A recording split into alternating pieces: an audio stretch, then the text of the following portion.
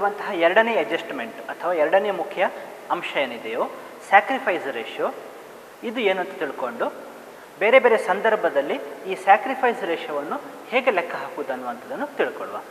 ಮೊದಲನೇದಾಗಿ sacrifice ratio ಅಂದರೆ ಏನು ಅಂತ ನೋಡೋದಾದರೆ, ಹಳೆ ಪಾಲುದಾರರು ಹೊಸ ಪಾಲುದಾರನಿಗೆ ತಮ್ಮ ಪಾಲಿನ ಆ ಭಾಗವನ್ನು ಏನು ಬಿಟ್ಟು ಕೊಡ್ತಾರೋ ಅದು ಯಾವ ಅನುಪಾತದಲ್ಲಿ ಬಿಟ್ಟು ಕೊಡ್ತಾರೆ ಅದನ್ನು ನಾವು ಅಥವಾ ಆ ಅನುಪಾತವನ್ನು ನಾವು ಸ್ಯಾಕ್ರಿಫೈಸ್ ರೇಷಿಯೋ ಅಂತ ಕರಿತೇವೆ. ಇಲ್ಲಿ ಫಾರ್ಮುಲಾ ಹೇಳುವುದಾದರೆ sacrifice share equal to old share minus new share. So ಹೀಗೆ ನಾವು ಏನು ಮಾಡ್ಬೋದು, ಸ್ಯಾಕ್ರಿಫೈಸ್ ಶೇರನ್ನು ಲೆಕ್ಕ ಹಾಕಿ ಈ ಸ್ಯಾಕ್ರಿಫೈಸ್ ಶೇರನ್ನು ನಾವು ಅನುಪಾತದಲ್ಲಿ ಬರೆಯುವಂಥದ್ದು. ಆಗ ನಮಗೇನು ಸಿಗ್ತದೆ ಅಂತ ಹೇಳಿದರೆ ಸ್ಯಾಕ್ರಿಫೈಸ್ ರೇಷಿಯೋ ಅನ್ನುವಂಥದ್ದು ಸಿಗ್ತದೆ. ಹೀಗೆ ನಾವು ಸ್ಯಾಕ್ರಿಫೈಸ್ ರೇಷಿಯೋವನ್ನು ಲೆಕ್ಕ ಹಾಕ್ಬೋದು. ಇನ್ನು ಅಲ್ಲಿರುವಂತಹ ನಾವು ಬೇರೆ ಬೇರೆ ಸಂದರ್ಭಗಳನ್ನು ಈಗ ತಿಳ್ಕೊಳ್ಳುವ. ಅಲ್ಲಿರುವಂಥ ಮೊದಲನೇ ಸಂದರ್ಭ ಯಾವುದು ಅಂತ ನೋಡೋದಾದರೆ, ಮೊದಲನೇ ಸಂದರ್ಭ when old ratio of old partners and only share of new partner is given. ಇಂಥ ಸಂದರ್ಭದಲ್ಲಿ ನಾವು ಸ್ಯಾಕ್ರಿಫೈಸ್ ರೇಷಿಯೋವನ್ನು ಹೇಗೆ ಲೆಕ್ಕ ಹಾಕುವುದು ಅಂತ ತಿಳ್ಕೊಳ್ಳುವ. ಈ ಸಂದರ್ಭ ಆ್ಯಕ್ಚುಲಿ ತುಂಬ ಈಸಿ ಇರುವಂತಹ ಸಂದರ್ಭ. ಯಾಕೆ ಅಂತ ಹೇಳಿದರೆ, ಈ ಸಂದರ್ಭದಲ್ಲಿ ಅವರ ಸ್ಯಾಕ್ರಿಫೈಸ್ ರೇಷಿಯೋ ಏನಾಗ್ತದೆ ಅಂತ ಹೇಳಿದರೆ ಅವರ ಓಲ್ಡ್ ರೇಷಿಯೋವೇ ಆಗಿರ್ತದೆ. ನೋಡಿ, ನಾವೊಂದು ಉದಾಹರಣೆ ಹೇಳೋದಾದರೆ, ಈಗ ಎ ಮತ್ತು ಬಿ ಅನ್ನುವಂತಹ ಇಬ್ಬರು ಪಾಲುದಾರರನ್ನು ನಾವು ಉದಾಹರಣೆಗೆ ತಗೊಳ್ಳೋದಾದರೆ ನೋಡಿ, ಅವರ ಪಾಲು ಈ ಥರ ಇದೆ 3:2. ಅವರು 3:2 ರೇಷಿಯೋದಲ್ಲಿ ಅಥವಾ ಅನುಪಾತದಲ್ಲಿ ಲಾಭ ನಷ್ಟಗಳನ್ನು ಹಂಚಿಕೊಳ್ತಾ ಇದ್ದಾರೆ. ಸಿ ಅನ್ನೋನು ಅವರೇನು ಮಾಡ್ತಾ ಇದ್ದಾರೆ, ಹೊಸ ಪಾಲುದಾರನನ್ನಾಗಿ ಸೇರಿಸಿಕೊಳ್ತಾ ಇದ್ದಾರೆ. ಅವನಿಗೆ ಎಷ್ಟು ಭಾಗವನ್ನು ಕೊಡ್ತಾ ಇದ್ದಾರೆ ಅಂತ ಹೇಳಿದರೆ ಲಾಭದಲ್ಲಿ 1/5 ಅನ್ನು ಕೊಡ್ತಾ ಇದ್ದಾರೆ. ಈಗ ಒಂದು ಪ್ರಾಬ್ಲಮಲ್ಲಿ ಈ ಥರದ ಮಾಹಿತಿ ಇದ್ದಾಗ ಸ್ಯಾಕ್ರಿಫೈಸ್ ರೇಷಿಯೋ ಏನಾಗ್ತದೆ ಅಂತ ಹೇಳೋದಾದರೆ, ಅಲ್ಲಿರುವಂತಹ ಅವರ ಓಲ್ಡ್ ರೇಷಿಯೋ ಏನಿದೆಯೋ ಅದುವೇ ಅವರ ಸ್ಯಾಕ್ರಿಫೈಸ್ ರೇಷಿಯೋ ಆಗಿರ್ತದೆ. ವಿದ್ಯಾರ್ಥಿಗಳು ಇದನ್ನು ಸುಲಭವಾಗಿ ನೆನಪಿಟ್ಕೊಳ್ಬೋದು. Old ratio new partners share ಕೊಟ್ಟಿರುವ ಸಂದರ್ಭದಲ್ಲಿ ಸ್ಯಾಕ್ರಿಫೈಸ್ ರೇಷಿಯೋ ಏನಾಗ್ತದೆ, ಓಲ್ಡ್ ರೇಷಿಯೋನೇ ಆಗಿರ್ತದೆ. 3:2 ಆಗಿರ್ತದೆ. ಇದು ಒಂದನೆಯ ಸಂದರ್ಭ. ಎರಡನೇ ಸಂದರ್ಭವನ್ನು ನಾವು ನೋಡೋದಾದರೆ, when old ratio of old partners share of new partner and the share acquired by new partner are given. ಇಂಥ ಸಂದರ್ಭದಲ್ಲಿ ಸ್ಯಾಕ್ರಿಫೈಸ್ ರೇಷಿಯೋವನ್ನು ನಾವು ಒಂದು ಉದಾಹರಣೆಯ ಮೂಲಕ ನೋಡೋಣ. ಇಬ್ಬರು ಪಾಲುದಾರರಿದ್ದಾರೆ, ಎಕ್ಸ್ ಆ್ಯಂಡ್ ವೈ. ಅವರ ಪ್ರಾಫಿಟ್ ಶೇರಿಂಗ್ ರೇಷಿಯೋವನ್ನು ಕೊಟ್ಟಿದ್ದಾರೆ 2:1. ಇದು ಓಲ್ಡ್ ಪ್ರಾಫಿಟ್ ಶೇರಿಂಗ್ ರೇಷಿಯೋ ಅಂತ ನಾವು ಕರೀತೇವೆ. ಅಲ್ಲಿ ಹೊಸ ಪಾಲುದಾರ ಝೆಡ್, ಅವನಿಗೆ ಅವರೇನು ಮಾಡ್ತಾ ಇದ್ದಾರೆ, 1/4 ಭಾಗವನ್ನು ಕೊಡ್ತಾ ಇದ್ದಾರೆ. ಇರುವಂತಹ ಲಾಭದಲ್ಲಿ 4ರಲ್ಲಿ 1 ಭಾಗವನ್ನು ಝಡ್ಡಿಗೆ ಕೊಡ್ತಾ ಇದ್ದಾರೆ. ಇಲ್ಲಿ ಈ 1/4 ಅನ್ನು ಝಡ್ ಏನಿದ್ದಾನೋ ಅವನು ಎಕ್ಸ್ ಮತ್ತು ವೈ ಇಂದ ಕ್ರಮವಾಗಿ ಹೇಗೆ ಪಡೆದುಕೊಳ್ತಾನೆ ಅನ್ನುವಂಥದ್ದನ್ನು ಕೊಟ್ಟಿದ್ದಾರೆ ನೋಡಿ. 3/20 ಆ್ಯಂಡ್ 2/20. ಝಡ್ ಮಾಡ್ತಾ ಇದ್ದಾನೆ, ಅವನ 1/4 ಅನ್ನು ಹೇಗೆ ಪಡೆದುಕೊಳ್ತಾ ಇದ್ದಾನೆ, 3/20 ಫ್ರಮ್ ಎಕ್ಸ್, 2/20 ಫ್ರಮ್ ವೈ ರೀತಿಯಲ್ಲಿ ಪಡೆದುಕೊಳ್ತಾ ಇದ್ದಾನೆ. ಈಗ ನಾವೇನು ಮಾಡಬೇಕು, ಸ್ಯಾಕ್ರಿಫೈಸ್ ರೇಷಿಯೋವನ್ನು ಲೆಕ್ಕ ಹಾಕಬೇಕು. ಇಲ್ಲಿ ಒಂದು ವಿಷಯವನ್ನು ನೀವು ಗಮನಿಸುವುದಾದರೆ, ಈ ರೀತಿ ಭಾಗವನ್ನು ಕೊಟ್ಟಿರುವಾಗ ನಾವು ಅದನ್ನು ಏನು ಅಂತ ಮೊದಲನೇದಾಗಿ ತಿಳ್ಕೊಳ್ಬೇಕಾಗ್ತದೆ. ಉದಾಹರಣೆಗೆ ಈಗ ಈ ಸಂದರ್ಭದಲ್ಲಿ 3/20 ನಂತರ 2/20 ಅಂತ ಕೊಟ್ಟಿದ್ದಾರೆ. ಈಗ ಈ 3/20 ಮತ್ತು 2/20 ಏನಿದೆ, ಶೇರ್ ಸ್ಯಾಕ್ರಿಫೈಸ್ಡ್ ಕೊಟ್ಟಿದ್ದಾರೋ ಅಥವಾ ಅಲ್ಲಿ ಶೇರ್ ಸರೆಂಡರ್ಡ್ ಅನ್ನು ಕೊಟ್ಟಿದ್ದಾರೋ ಅನ್ನುವಂಥದ್ದು ಸ್ವಲ್ಪ ಗೊಂದಲ. ಅದನ್ನು ನಾವು ಈ ರೀತಿಯಾಗಿ ಲೆಕ್ಕ ಹಾಕ್ಬೋದು. ನೋಡಿ, ಕೊಟ್ಟಿರುವಂತಹ ಆ 2 ಭಾಗಗಳೇನುಂಟು ಅದನ್ನು ನಾವು ಒಟ್ಟು ಮಾಡಿದಾಗ, ಟೋಟಲ್ ಮಾಡಿದಾಗ, ಒಂದು ವೇಳೆ ಹೊಸ ಪಾಲುದಾರನ ಪಾಲು ಸಿಗ್ತದಂತಲಾದಾಗ ಅದೇನಾಗ್ತದೆ, ಶೇರ್ ಸ್ಯಾಕ್ರಿಫೈಸ್ಡ್ ಆಗಿರ್ತದೆ. ಈ ಸಂದರ್ಭದಲ್ಲಿ ನೋಡಿ, 3/20 ಪ್ಲಸ್ 2/20 ಆ್ಯಡ್ ಮಾಡ್ಬೋದು ನೇರವಾಗಿ. 3 + 2 5/20 ಸಿಕ್ಕಿತು ಆ್ಯಡ್ ಮಾಡಿದಾಗ. ಈಗ ಇದನ್ನು ನೀವು 5ರಿಂದ ಭಾಗಿಸ್ಕೊಳ್ಳಿ. 5 1 5 ಬಂತು, 5 4 20, 1/4 ಬಂತು. ಈ 1/4 ಏನು ನೋಡಿ, ಅಲ್ಲಿರುವಂಥ ಹೊಸ ಪಾಲುದಾರನ ಪಾಲು. ಈಗ ಏನರ್ಥ ಅಂತ ಹೇಳಿದರೆ, ಇಲ್ಲಿ ಕೊಟ್ಟಿರುವಂತಹ ಈ 2 ಭಾಗಗಳು ಏನುಂಟು, ಇದು ನೇರವಾಗಿ ಶೇರ್ ಸ್ಯಾಕ್ರಿಫೈಸ್ಡ್ ಅಂತ ಅರ್ಥ. ಯಾವಾಗ ಈ ಶೇರ್ ಸ್ಯಾಕ್ರಿಫೈಸ್ಡನ್ನು ನಮಗೆ ನೇರವಾಗಿ ಕೊಟ್ಟಿರ್ತಾರೋ, ಈ ಒಂದು ಉದಾಹರಣೆಯಲ್ಲಿ ಕೊಟ್ಟ ಹಾಗೆ ನಾವು ನೇರವಾಗಿ ಏನು ಮಾಡ್ಬೋದು, ಸ್ಯಾಕ್ರಿಫೈಸ್ ರೇಷಿಯೋವನ್ನು ಲೆಕ್ಕ ಹಾಕ್ಬೋದು. ಹೇಗಂತ ಹೇಳಿದರೆ, sacrifice ratio equals to ratio of share sacrificed. ಅದರ ಅರ್ಥ ನೋಡಿ, 3/20 ಈಸ್ ಟು 2/20, ಅಂದರೆ 3:2 ಅಂತ ಅರ್ಥ. ಅಲ್ಲಿ ಕೊಟ್ಟಿರುವಂಥದ್ದು ನಾವು ನೇರವಾಗಿ ಏನು ಮಾಡಿರುವಂಥದ್ದು, ಅನುಪಾತದಲ್ಲಿ ಬರೆದಿರುವಂಥದ್ದು. ಆ ಮೂಲಕ ಅಲ್ಲಿರುವಂತಹ ಶೇರ್ ಅಂದರೆ ಏನದು ಸ್ಯಾಕ್ರಿಫೈಸ್ ರೇಷಿಯೋ ಏನಿದೆ ಅದನ್ನು ನಾವು ಲೆಕ್ಕ ಹಾಕಿರುವಂಥದ್ದು. ಇವಾಗ ನಾವು ಅಲ್ಲಿರುವಂಥ 3ನೇ ಸಂದರ್ಭವನ್ನು ನೋಡೋಣ.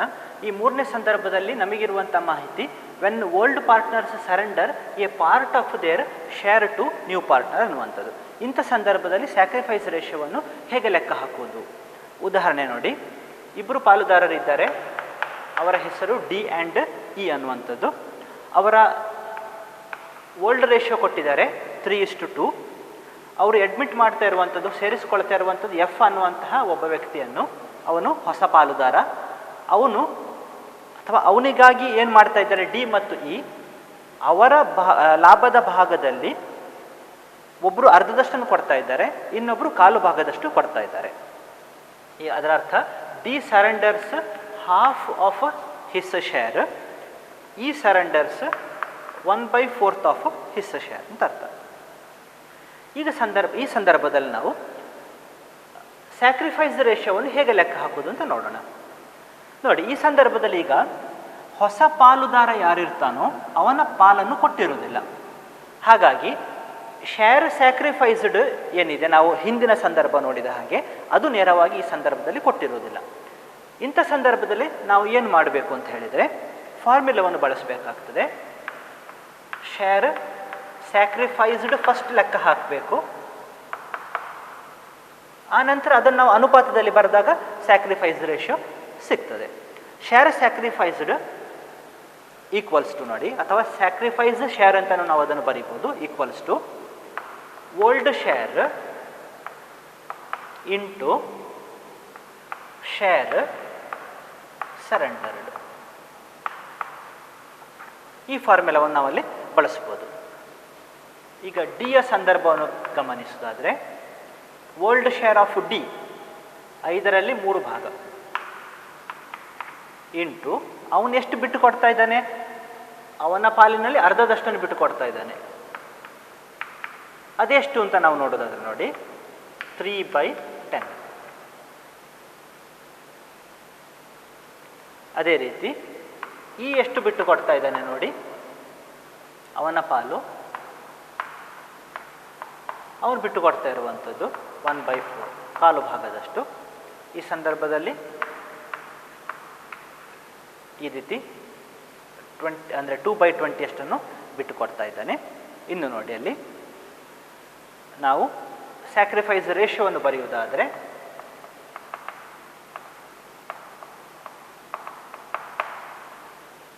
Three 3/10 is to 2/20. ನಾವು ಇದನ್ನು 20ಗೆ ಕನ್ವರ್ಟ್ ಮಾಡಿಕೊಳ್ಳೋಣ. ಇದನ್ನು 20 ಮಾಡಬೇಕಾದ್ರೆ 2ರಿಂದ ಗುಣಿಸ್ಕೊಳ್ಬೇಕು. ಇಲ್ಲಿ 3 ಗುಣಿಸಿ 2 ಮಾಡಿದಾಗ 6, ಇಲ್ಲಿ 2 ಹಾಗೆ ಉಳ್ಕೊಳ್ಳುತ್ತದೆ. 6:2 ಅವರ ರೇಷಿಯೋ ಆಗ್ತದೆ. ಅಥವಾ ನಾವು ಅದನ್ನು ಮತ್ತೆ 2ರಿಂದ ಭಾಗಿಸಿದಾಗ 3:2 ಸಿಗ್ತದೆ. ಅವರ ಸ್ಯಾಕ್ರಿಫೈಸ್ ರೇಷಿಯೋ ಏನಾಗ್ತದೆ, 3:1 ಈ ಸಂದರ್ಭದಲ್ಲಿ ಆಗ್ತದೆ. ಇವಾಗ ಸ್ಯಾಕ್ರಿಫೈಸ್ ರೇಷಿಯೋದ 4ನೇ ಸಂದರ್ಭವನ್ನು ನಾವು ನೋಡೋಣ. ಆ ಸಂದರ್ಭ ಏನಿದೆ ನೋಡಿ, when old ratio and new ratio are given. ಹಳೆ ಪಾಲುದಾರರು ಯಾರಿರ್ತಾರೋ ಅವರ ಹಳೆ ಪಾಲು ನಂತರ ಹೊಸ ಪಾಲನ್ನು ಎರಡನ್ನು ಕೊಟ್ಟಿರುವ ಸಂದರ್ಭದಲ್ಲಿ ಸ್ಯಾಕ್ರಿಫೈಸ್ ರೇಷಿಯೋವನ್ನು ಹೇಗೆ ಲೆಕ್ಕ ಹಾಕೋದು ಅಂತ ನೋಡೋಣ. ಈ ಸಂದರ್ಭದಲ್ಲಿ ನಾವೊಂದು ಈ ಉದಾಹರಣೆಯನ್ನು ನೋಡೋದಾದರೆ, ಅಲ್ಲಿ ಇಬ್ಬರು ಪಾರ್ಟ್ನರ್ಸ್ ಇದ್ದಾರೆ, ರವಿ ಆ್ಯಂಡ್ ಶಶಿ. ಅಲ್ಲಿ ಇಬ್ಬರು ಪಾಲುದಾರರಿದ್ದಾರೆ. ಅವರ ಪ್ರಾಫಿಟ್ ಶೇರಿಂಗ್ ರೇಷಿಯೋವನ್ನು ಕೊಟ್ಟಿದ್ದಾರೆ ನೋಡಿ, 4:3. ಅವರು ಅಡ್ಮಿಟ್ ಮಾಡ್ತಾ ಇರುವಂಥದ್ದು ತಾರಾ ಅನ್ನುವಂತಹ ಇನ್ನೊಂದು ಪಾಲುದಾರ. ಅವರ ಪಾಲನ್ನು ಸೇರಿಸಿಕೊಂಡು ಅವರ ನ್ಯೂ ಪ್ರಾಫಿಟ್ ಶೇರಿಂಗ್ ರೇಷಿಯೋವನ್ನು ನಮಗೆ ಕೊಟ್ಟಿದ್ದಾರೆ. ಅದು ಏನು ಅಂತ ಹೇಳಿದರೆ 2:1:1. ನೋಡಿ, Ravi and Shashi old ratio ಕೊಟ್ಟಿದ್ದಾರೆ, ರವಿ ಶಶಿ ತಾರ ಸೇರಿಸಿಕೊಂಡು ನ್ಯೂ ರೇಷಿಯೋವನ್ನು ಕೊಟ್ಟಿದ್ದಾರೆ. ಇಂಥ ಸಂದರ್ಭದಲ್ಲಿ ಸ್ಯಾಕ್ರಿಫೈಸ್ ರೇಷಿಯೋವನ್ನು ಹೇಗೆ ನಾವು ಲೆಕ್ಕ ಹಾಕೋದು ಅಂತ ನೋಡೋಣ. ನಾವು ಫಾರ್ಮುಲಾವನ್ನು ಬರೀಬೇಕು. Share sacrificed equals to old share minus new share. ಈಗ ರವಿಯ ಸಂದರ್ಭವನ್ನು ನಾವು ನೋಡಿ, old share of Ravi 7/4 new share of Ravi ಅಲ್ಲೀಗ 2, 1, 3, 4 ಭಾಗ ಇದೆ, ಅದರಲ್ಲಿ 2 ಭಾಗ. ಇಲ್ಲಿ ನೋಡಿ, 7 ಮತ್ತು 4ರ ಲಾಸ ಏನಾಗ್ತದೆ, 28 ಆಗ್ತದೆ. 7ಅನ್ನು 28 ಮಾಡಬೇಕಾದ್ರೆ 4ರಿಂದ ಗುಣಿಸ್ಕೊಳ್ಬೇಕು. ಅದೇ 4ರಿಂದ ಇಲ್ಲಿ 4ಕ್ಕೆ ಗುಣಿಸ್ಕೊಂಡಾಗ 16 ಮೊತ್ತ ಸಿಗ್ತದೆ. 4ಅನ್ನು 28 ಮಾಡಬೇಕಾದ್ರೆ 7ರಿಂದ ಗುಣಿಸಬೇಕು. ಅದೇ 7ರಿಂದ 2ಕ್ಕೆ ಗುಣಿಸಿದಾಗ 14 ಸಿಗ್ತದೆ. ಇಲ್ಲೀಗ 2:28 ಸಿಕ್ಕಿತು. ಅದೇ ಥರ ಶಶಿಯ ಶೇರ್ ಸ್ಯಾಕ್ರಿಫೈಸ್ಡ್ ಏನಿದೆ ನೋಡೋಣ. Old share 3/7, new share 1/4. ಪುನಃ LCM 28 ಆಯಿತು. ಇಲ್ಲಿ 12. ಸ್ಯಾಕ್ರಿಫೈಸ್ ರೇಷಿಯೋದಲ್ಲಿರುವಂಥ ಕೊನೆಯ ಸಂದರ್ಭ ನೋಡಿ. ಈ ಕೊನೆಯ ಸಂದರ್ಭ when old ratio of old partners, new partners share and ratio in which remaining share is shared by old partners are given. ಈ 3 ವಿಷಯಗಳು ಅಲ್ಲಿ ನಮಗೆ ಗೊತ್ತಿರುವಾಗ ನಾವು ಹೇಗೆ ಸ್ಯಾಕ್ರಿಫೈಸ್ ರೇಷಿಯೋವನ್ನು ಲೆಕ್ಕ ಹಾಕೋದು ಅಂತ ಒಂದು ಉದಾಹರಣೆ ಮೂಲಕ ತಿಳ್ಕೊಳ್ಳುವ. ಇಲ್ಲಿ ಇಬ್ಬರು ಪಾಲುದಾರರಿದ್ದಾರೆ, ಅವರ ಹೆಸರು P ಆ್ಯಂಡ್ Q ಅನ್ನುವಂಥದ್ದು. ಅವರು 2:1 ರೇಷಿಯೋದಲ್ಲಿ ಲಾಭ ನಷ್ಟಗಳನ್ನು ಹಂಚಿಕೊಳ್ತಾ ಇದ್ದರು. ಅವರೇನು ಮಾಡ್ತಾ ಇದ್ದಾರೆ, R ಅನ್ನುವಂತಹ ಪಾರ್ಟ್ನರನ್ನು ಈಗ ಸಂಸ್ಥೆಗೆ ಸೇರಿಸಿಕೊಂಡಿದ್ದಾರೆ. ಅವನ ಪಾಲು 1/6 ಇದೆ. P ಮತ್ತು Q ಏನು ಮಾಡಿದ್ದಾರೆ, 1/6 ಪಾಲನ್ನು ಅಲ್ಲಿರುವಂತಹ Qಗೆ ಕೊಟ್ಟುಬಿಟ್ಟಿದ್ದಾರೆ. ನಂತರ ಏನಾಗ್ತದೆ, ಈ P ಮತ್ತು Q ಯಾರಿದ್ದಾರೋ ಅಲ್ಲಿ ಉಳಿದಿರುವಂತಹ ಶೇರನ್ನು 3:2 ರೇಷಿಯೋದಲ್ಲಿ ಅಥವಾ ಅನುಪಾತದಲ್ಲಿ ಹಂಚಿಕೊಳ್ತಾ ಇದ್ದಾರೆ. ಈಗ ಇದನ್ನು ನಾವು ಎಗ್ರಿಡ್ ರೇಷಿಯೋ ಅಂತ ಹೇಳ್ತೇವೆ. ಇಂಥ ಸಂದರ್ಭದಲ್ಲಿ ಸ್ಯಾಕ್ರಿಫೈಸ್ ರೇಷಿಯೋವನ್ನು ಹೇಗೆ ಲೆಕ್ಕ ಹಾಕೋದು ಅಂತ ನಾವು ನೋಡೋಣ.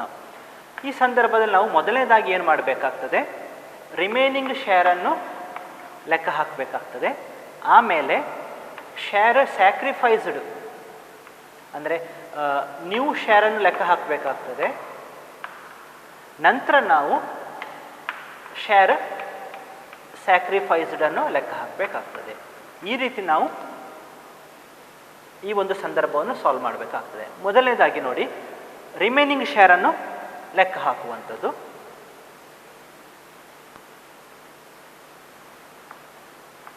Remaining share equals to total share minus new partners share. ನೋಡಿ, ಇಲ್ಲಿ ಟೋಟಲ್ ಶೇರ್ ಯಾವಾಗಲೂ 1 ಮೈನಸ್ ನ್ಯೂ ಪಾರ್ಟ್ನರ್ R ಪಾಲು 1/6. ಅದರರ್ಥ 5/6 ಅಲ್ಲಿ ಉಳಿಯುವಂತಹ ಪಾಲು. ರಿಮೈನಿಂಗ್ ಶೇರ್ ಏನು ಬಂತು, 5/6 ಬಂತು.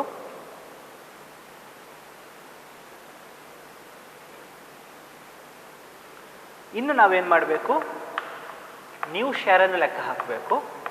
ಅಲ್ಲಿ ಫಾರ್ಮುಲಾ ನೋಡಿ, remaining share into agreed ratio. P ಯ ಸಂದರ್ಭವನ್ನು ನಾವು ನೋಡೋದಾದರೆ ರಿಮೈನಿಂಗ್ ಶೇರ್ ನಾವು ಈಗ ಲೆಕ್ಕ ಹಾಕಿರುವಂಥದ್ದು 5/6 ಗುಣಿಸು ಎಗ್ರಿಡ್ ರೇಷಿಯೋ. ಅವರು ಈ ಉಳಿದಿರುವಂಥ ಪಾಲನ್ನು ಏನು ಮಾಡ್ತಾ ಇದ್ದಾರೆ, ಈ ರೇಷಿಯೋದಲ್ಲಿ ಅಥವಾ ಅನುಪಾತದಲ್ಲಿ ಹಂಚಿಕೊಳ್ತಾ ಇದ್ದಾರೆ.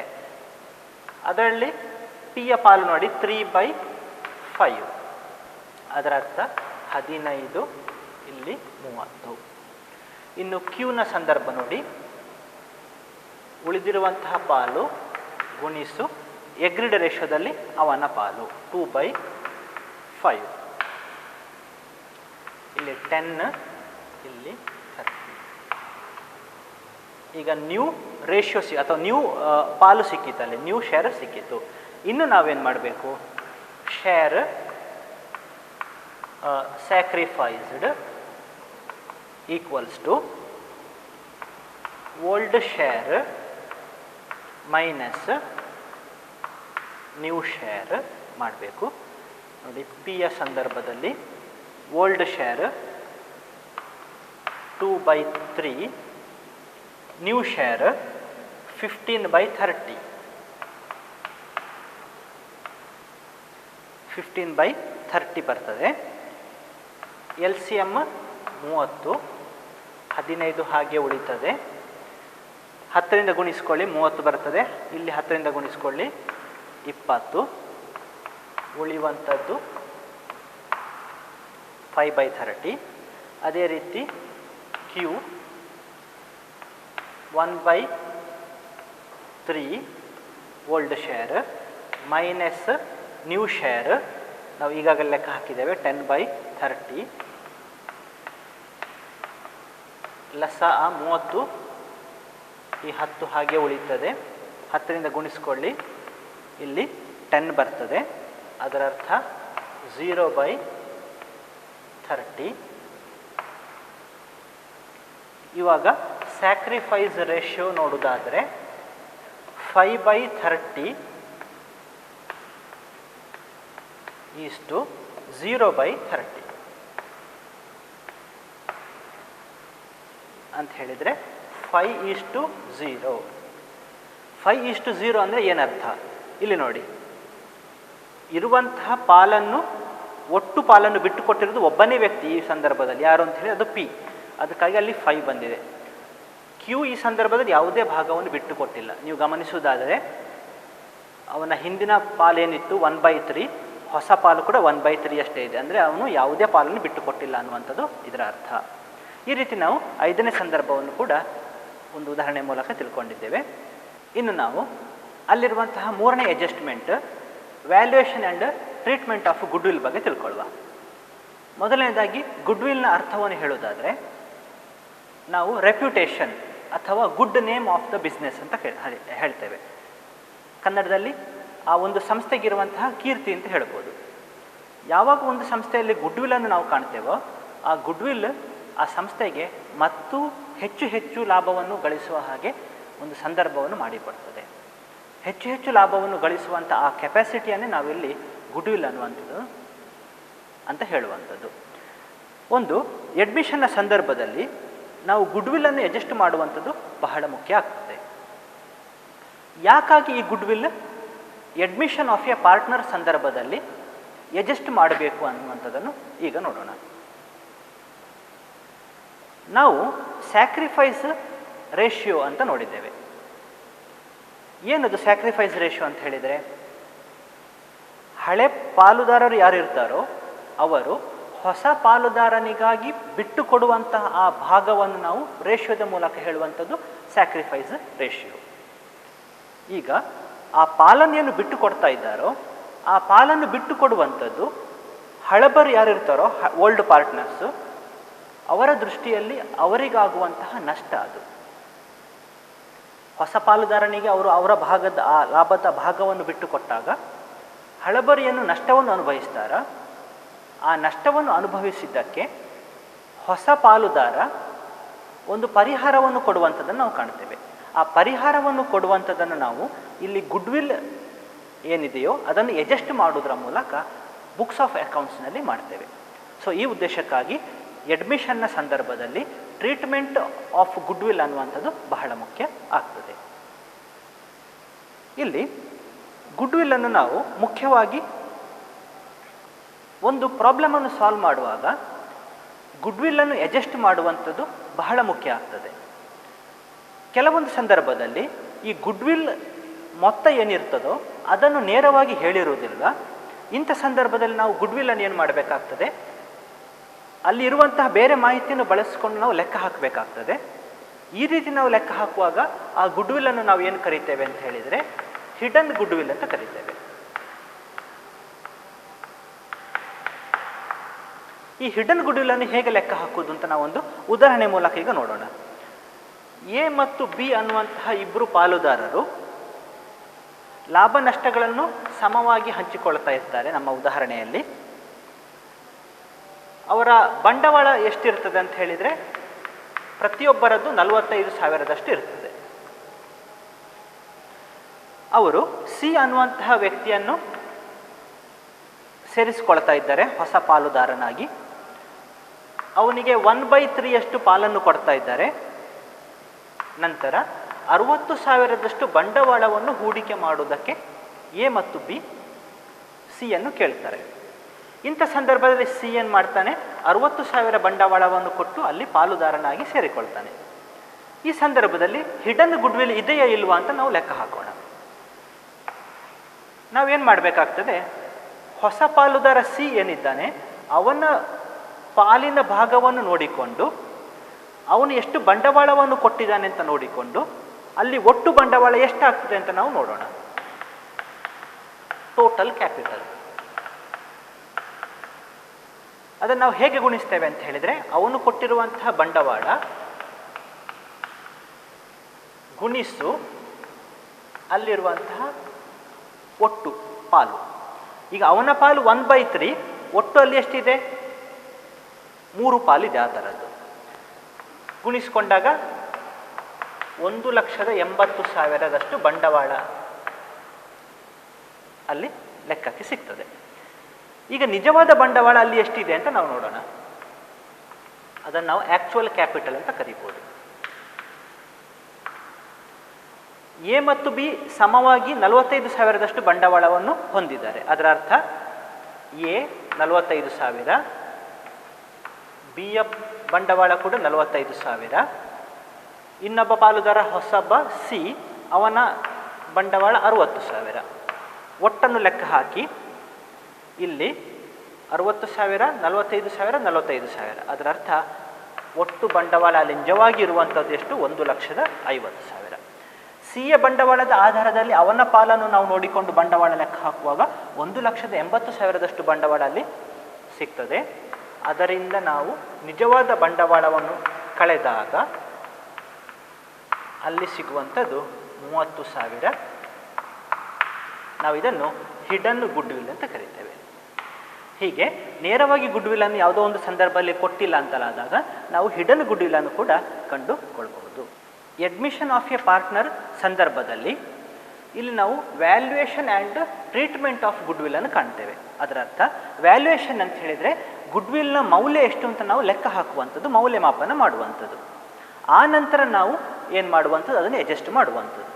ಒಂದು ವೇಳೆ ಗುಡ್ವಿಲ್ಲನ್ನು ನೇರವಾಗಿ ಒಂದು ಸಂದರ್ಭದಲ್ಲಿ ಕೊಟ್ಟಿದ್ದಾರೆ ಅನ್ನುವಂಥದ್ದಿದ್ದಾಗ ನಾವು ಅದರ ಮೌಲ್ಯಮಾಪನ ಮಾಡುವಂತಹ ಅಗತ್ಯ ಇರುವುದಿಲ್ಲ. ನೇರವಾಗಿ ನಾವು ಏನು ಮಾಡ್ಬೋದು, ಅದನ್ನು ಅಡ್ಜಸ್ಟ್ ಮಾಡ್ಬೋದು. ಒಂದು ವೇಳೆ ಗುಡ್ವಿಲ್ ಕೊಡದೇ ಇದ್ದಾಗ ನಾವು ಅದನ್ನು ಮೌಲ್ಯಮಾಪನ ಮಾಡಬೇಕಾಗ್ತದೆ. ಈ ಸಂದರ್ಭದಲ್ಲಿ ಇಲ್ಲಿ 3 ರೀತಿಯ ಮೆಥಡನ್ನು ನಾವು ಕಾಣ್ತೇವೆ. ನಾವು methods of valuation of goodwill ಅಂತ ಕರಿತೇವೆ. ಆ 3 ಮೆಥಡ್ಗಳು ಯಾವುದು ಅಂತ ಹೇಳಿದರೆ, ಒಂದನೆಯ method average profits method,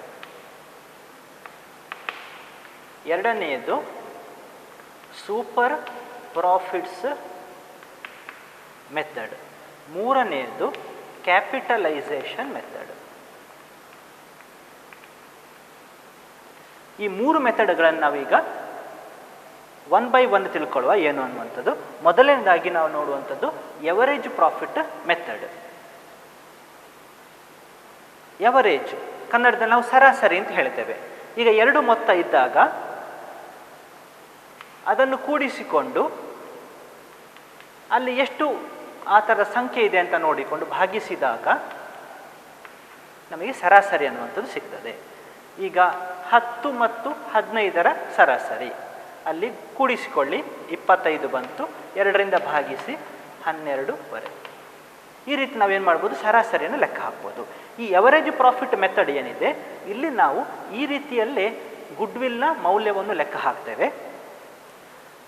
average profit ಅಂತ ಹೇಳಿದರೆ ನಾವು ಮೊದಲನೇದಾಗಿ ಎವರೇಜನ್ನು ಲೆಕ್ಕ ಹಾಕುವಂಥದ್ದು. ಒಂದಷ್ಟು ವರ್ಷಗಳ ಏನು ಪ್ರಾಫಿಟನ್ನು ನಾವು ಆ್ಯಡ್ ಮಾಡಿ ನಂತರ ಎಷ್ಟು ವರ್ಷಗಳ ಲಾಭವನ್ನು ನಾವು ತಗೊಂಡಿದ್ದೇವೋ ಅಷ್ಟಿಂದ ಅದನ್ನು ಭಾಗಿಸಿದಾಗ ಎವರೇಜ್ ಪ್ರಾಫಿಟ್ ಸಿಗ್ತದೆ. ಇನ್ನು ನಾವು ಫಾರ್ಮುಲಾ ನೋಡೋದಾದರೆ ಗುಡ್ವಿಲ್ ಈಕ್ವಲ್ಸ್ ಟು, ಅಲ್ಲಿ ನಾವು 2 years ಪರ್ಚೇಸ್ ಅಥವಾ 3 years purchase, 5 years purchase of average profits of previous years ಅಂತ ನಾವು ಕರೀತೇವೆ. ಆ ಮೂಲಕ ಗುಡ್ವಿಲನ್ನು ಮೌಲ್ಯಮಾಪನ ಮಾಡಬಹುದು. ಅದು ಒಂದನೆಯ ಮೆಥಡ್ ಆಗಿರ್ತದೆ. ನಾವು ಉದಾಹರಣೆಯನ್ನು ನೋಡೋದಾದರೆ ಕಳೆದ 3 ವರ್ಷದ ಲಾಭಗಳು ಈ ಥರ ಇದೆ ಅಂತ ತಿಳ್ಕೊಳ್ಳೋಣ. 2019ನೇ ಇಸವಿ, 2018ನೇ ಇಸವಿ, 2017ನೇ ಇಸವಿ. 10,000, 20,000, 30,000 ಅಂತ ಲಾಭಗಳನ್ನು ನಾವು ತಗೊಳ್ಳೋದಾದರೆ ಮೊದಲನೇದಾಗಿ ನಾವೇನು ಮಾಡಬೇಕು, ಈ 3 ವರ್ಷದ ಎವರೇಜನ್ನು ಲೆಕ್ಕ ಹಾಕಬೇಕು. 10,000 ಕೂಡಿಸು 20,000 ಕೂಡಿಸು 30,000 ಒಟ್ಟು 3 ವರ್ಷ. ನೀವು 60,000ವನ್ನು ಕಾಣ್ತೀರಿ ಇಲ್ಲಿ. ಒಟ್ಟು ಭಾಗಿಸು 3 ಅಂತ ಹೇಳಿದರೆ ಸರಾಸರಿ ಲಾಭ 20,000ದಷ್ಟು ಬರ್ತದೆ. ಇನ್ನು ನಾವು 2 ವರ್ಷಕ್ಕೆ ಈ ಗುಡ್ವಿಲನ್ನು ಲೆಕ್ಕ ಹಾಕ್ತೇವೆ, ಅಥವಾ 2 years ಪರ್ಚೇಸ್ ಅಂತ ನಾವು ಹೇಳುವಂಥದ್ದು. ಅಂದರೆ ಇದೇ ರೀತಿ ಸರಾಸರಿ ಲಾಭ ಮುಂದಿನ 2 ವರ್ಷಕ್ಕೂ ಬರಬಹುದು ಎನ್ನುವಂತಹ ಊಹೆಯಲ್ಲಿ ನಾವು ಮಾಡುವಂಥದ್ದು. 2 years purchase of average profits ಅಂತ ನಾವು ಹೇಳೋದಾದರೆ ಗುಡ್ವಿಲ್ನ ಮೊತ್ತ ನೋಡಿ, 2 ಗುಣಿಸು ಎವರೇಜ್ ಪ್ರಾಫಿಟ್ 20,000 ಗುಣಿಸ್ಕೊಂಡಾಗ ಗುಡ್ವಿಲ್ ಮೌಲ್ಯ 40,000ದಷ್ಟು ಸಿಗ್ತದೆ. ಸೊ ಹೀಗೆ ನಾವು ಒಂದನೇ ಮೆಥಡ್ ಎವರೇಜ್ ಪ್ರಾಫಿಟ್ ಮೆಥಡನ್ನು ಬಳಸ್ಕೊಂಡು ಗುಡ್ವಿಲನ್ನು ಮೌಲ್ಯಮಾಪನ ಮಾಡಬಹುದು. ಇನ್ನು ಎರಡನೇ ಮೆಥಡ್ ಸೂಪರ್ ಪ್ರಾಫಿಟ್ಸ್ ಮೆಥಡ್ ಅನ್ನುವಂಥದ್ದು. ಸೂಪರ್ ಪ್ರಾಫಿಟ್ ಅಂದರೆ ಫಸ್ಟ್ ಏನು ತಿಳ್ಕೊಳ್ಳುವ.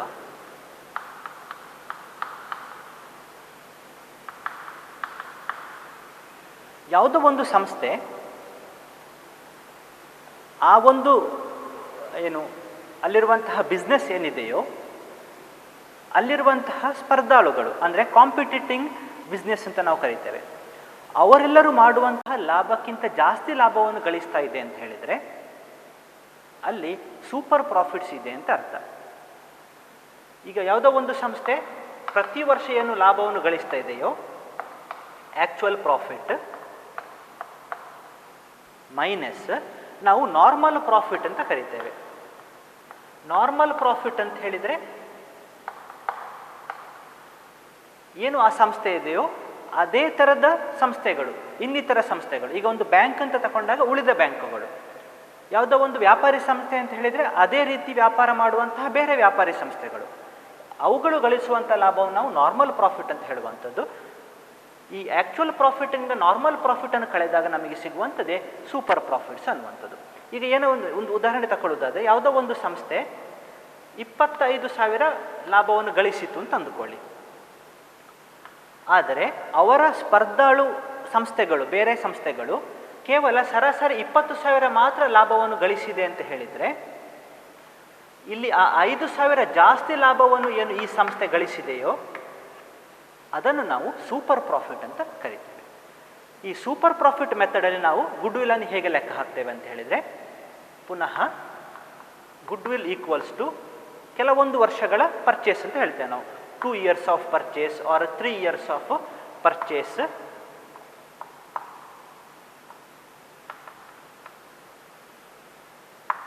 Of super profits of the firm ಅಂತ ಕರೀತೇವೆ. ಈಗ ಇದೇ ಉದಾಹರಣೆಯಲ್ಲಿ ಅಲ್ಲಿ 5,000 ಸೂಪರ್ ಪ್ರಾಫಿಟ್ ಇದೆ, 2 ಇಯರ್ಸನ್ನು ನಾವು ತಗೊಳ್ಳೋದು ಅಂತಲಾದರೆ ಗುಡ್ವಿಲ್ನ ಮೊತ್ತ ಏನು ಬರ್ತದೆ ಅಂದರೆ 2 × 5,000 10,000 ಅಷ್ಟು ಮೌಲ್ಯ ಆ ಗುಡ್ವಿಲ್ಲಿಗಿದೆ ಅಂತ ನಾವು ಹೇಳುವಂಥದ್ದು. ಹೀಗೆ ಸೂಪರ್ ಪ್ರಾಫಿಟ್ಸ್ ಮೆಥಡನ್ನು ಬಳಸ್ಕೊಂಡು ನಾವು ಗುಡ್ವಿಲ್ಲನ್ನು ವ್ಯಾಲ್ಯೂಯೇಷನ್ ಮಾಡಿ. ಇನ್ನು ಉಳಿಯುವಂತಹ ಮೂರನೇ ಮೆಥಡ್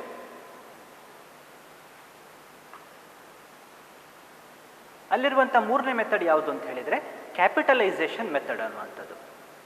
ನಾವು ಕ್ಯಾಪಿಟಲೈಸೇಷನ್ ಮೆಥಡನ್ನು ಬಳಸುವಾಗ ಮತ್ತೆ ಅಲ್ಲಿ ಎವರೇಜ್ ಪ್ರಾಫಿಟ್ ಅಥವಾ ಸೂಪರ್ ಪ್ರಾಫಿಟನ್ನು ಬಳಸಿಕೊಂಡು ಕ್ಯಾಪಿಟಲೈಸೇಷನ್ ಪ್ರಾಫಿಟ್ ಅಂತ ನಾವು ಮಾಡಲಿಕ್ಕಿದ್ದೇವೆ.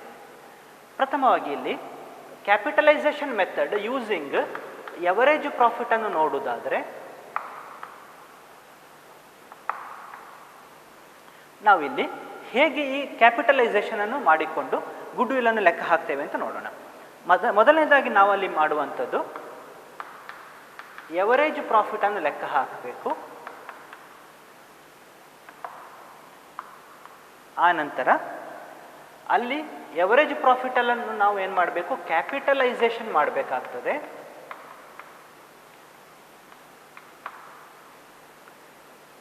ಕ್ಯಾಪಿಟಲೈಸೇಷನ್ ಮಾಡಬೇಕಾಗ್ತದೆ. ಅದಕ್ಕಾಗಿ ಒಂದು ಫಾರ್ಮುಲಾ ಇದೆ, ಏನು ಅಂತ ಹೇಳಿದರೆ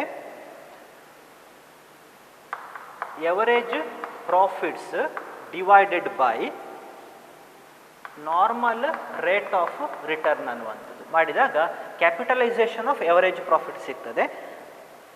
ಆ ನಂತರ ನಾವು ಏನು ಮಾಡಬೇಕು, ಸಂಸ್ಥೆಯಲ್ಲಿರುವಂತಹ ನೆಟ್ ಅಸೆಟ್ಸನ್ನು ಅಥವಾ ಕ್ಯಾಪಿಟಲ್ ಎಂಪ್ಲಾಯ್ಡ್ ಅನ್ನುವಂಥದ್ದಿದೆ ಅದನ್ನು ನಾವು ಲೆಕ್ಕ ಹಾಕಬೇಕು. Total assets minus outsiders liabilities ಮಾಡಿದಾಗ ಕ್ಯಾಪಿಟಲ್ ಎಂಪ್ಲಾಯ್ಡ್ ಅಥವಾ ನೆಟ್ ಅಸೆಟ್ಸ್ ಅನ್ನುವಂಥದ್ದು ಸಿಗ್ತದೆ.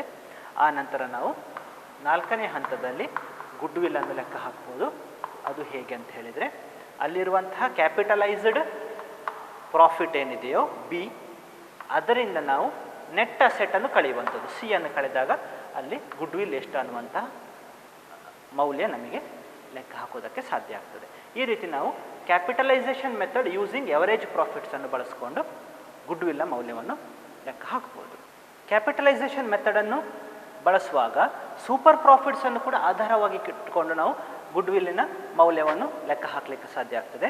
ಆ ಮೆಥಡನ್ನು ನಾವು ಹೇಗಂತ ತಿಳ್ಕೊಳ್ಳುವ. ಮೊದಲನೇದಾಗಿ ನಾವು ಅಲ್ಲಿ ಏನು ಮಾಡಬೇಕು, ಕ್ಯಾಪಿಟಲ್ ಎಂಪ್ಲಾಯ್ಡನ್ನು ಲೆಕ್ಕ ಹಾಕಬೇಕಾಗ್ತದೆ. ಕ್ಯಾಪಿಟಲ್ ಎಂಪ್ಲಾಯ್ಡ್ ಅಥವಾ ನೆಟ್ ಅಸೆಟ್ಸ್ ಅಂತ ನಾವು ಕರೆಯುವಂಥದ್ದು total assets minus outsiders liability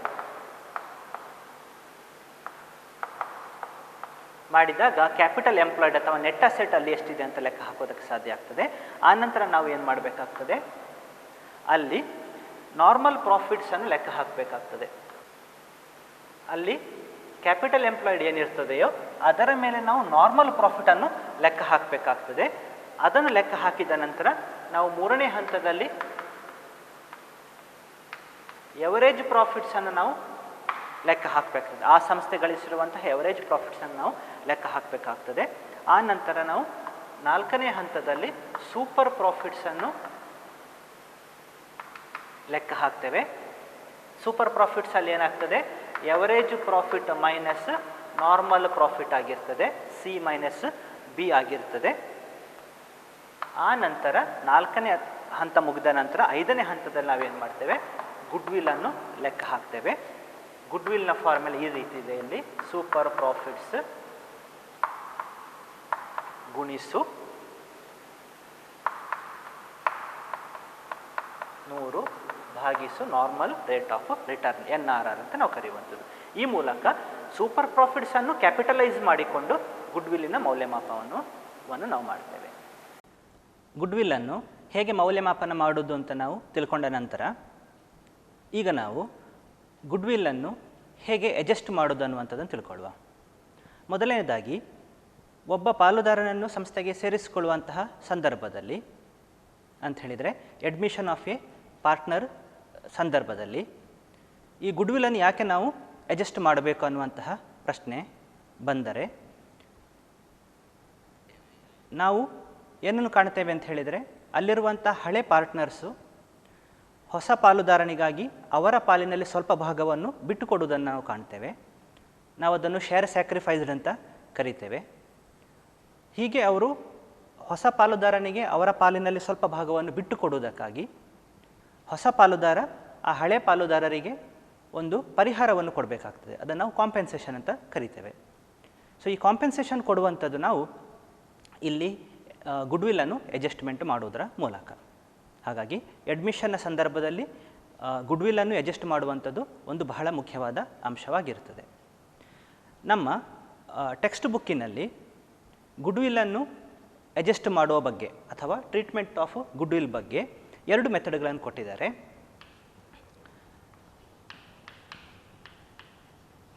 methods of treatment of goodwill.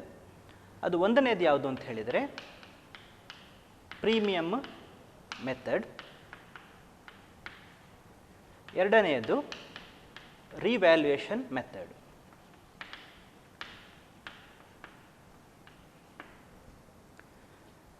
ಇಲ್ಲಿ ನಾವು ಬೇರೆ ಬೇರೆ ರೀತಿಯ ಸಂದರ್ಭಗಳನ್ನು ಕಾಣ್ತೇವೆ. ಆ ಸಂದರ್ಭಗಳನ್ನು ನಾವು ಒಟ್ಟು ಮಾಡುವುದಾದರೆ 2 ರೀತಿಯ ಸಂದರ್ಭಗಳನ್ನು ನಾವು ಕಾಣುವಂಥದ್ದು.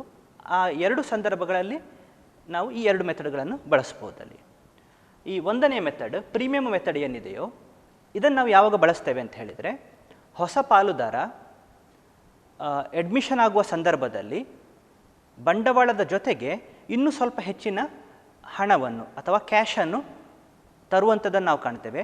ಆ ಹೆಚ್ಚಿನ ಅಮೌಂಟನ್ನು ಅಥವಾ ಹಣವನ್ನು ಅವನು ಯಾಕೆ ತರ್ತಾನೆ ಅಂತ ಹೇಳಿದರೆ, ಅಲ್ಲಿರುವಂಥ ಹಳೆ ಪಾರ್ಟ್ನರ್ಸ್ಗಳಿಗೆ ಪರಿಹಾರವನ್ನು ಕೊಡೋದಕ್ಕಾಗಿ. ಇದನ್ನು ನಾವು ಇಂಗ್ಲೀಷಿನಲ್ಲಿ when new partner brings his share of good will in cash ಅಂತ ಕರಿತೇವೆ.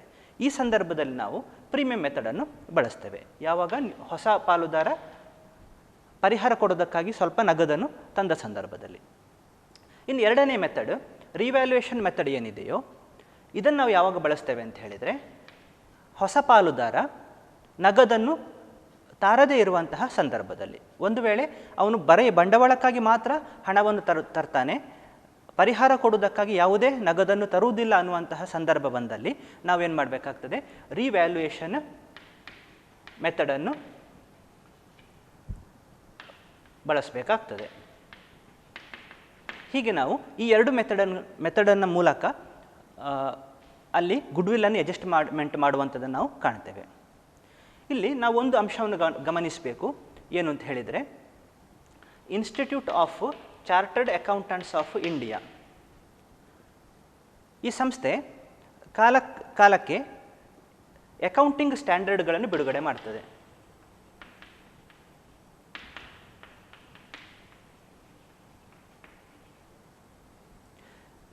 ಇಲ್ಲಿ ಅಕೌಂಟಿಂಗನ್ನು ಯಾರೆಲ್ಲ ಪ್ರಾಕ್ಟೀಸ್ ಮಾಡ್ತಾರೋ ಅಂತ ಹೇಳಿದರೆ ಅಕೌಂಟೆಂಟ್ಗಳು, ಅವರು ಈ ಅಕೌಂಟಿಂಗ್ ಸ್ಟ್ಯಾಂಡರ್ಡ್ಗಳನ್ನು ಕಂಪಲ್ಸರಿಯಾಗಿ ಬಳಸಬೇಕಾಗ್ತದೆ. ಇವುಗಳು ಒಂದು ರೀತಿ ಮಾರ್ಗದರ್ಶನವನ್ನು ಕೊಡುವಂತಹ ವಿಷಯಗಳಾಗಿರ್ತವೆ. ಸೊ ಇಂಥ ಸಂದರ್ಭದಲ್ಲಿ ನಾವು ಅಲ್ಲಿ ಅಕೌಂಟಿಂಗ್ ಸ್ಟ್ಯಾಂಡರ್ಡ್ 26 ಕಾಣ್ತೇವೆ. ಈ ಅಕೌಂಟಿಂಗ್ ಸ್ಟ್ಯಾಂಡರ್ಡ್ 26 ಯಾವುದರ ಬಗ್ಗೆ ಇದೆ ಅಂತ ಹೇಳಿದರೆ, ಇಂಟ್ಯಾಂಜಿಬಲ್ ಅಸೆಟ್ಗಳ ಬಗ್ಗೆ ಇದೆ.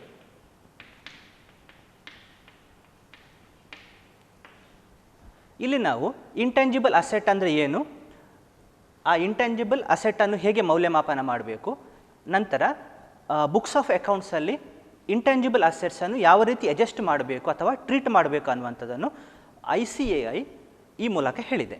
ಹಾಗಾಗಿ ನಾವು ಗುಡ್ವಿಲ್ ಏನಿದೆಯೋ ಈ ಗುಡ್ವಿಲ್ ಒಂದು ಇಂಟ್ಯಾಂಜಿಬಲ್ ಅಸೆಟ್ ಆಗಿರೋದ್ರಿಂದ ನಾವು ಅಕೌಂಟಿಂಗ್ ಸ್ಟ್ಯಾಂಡರ್ಡ್ 26 ಗಮನದಲ್ಲಿ ಇಟ್ಟುಕೊಂಡು ಅಡ್ಮಿಷನ್ನ ಸಂದರ್ಭದಲ್ಲಿ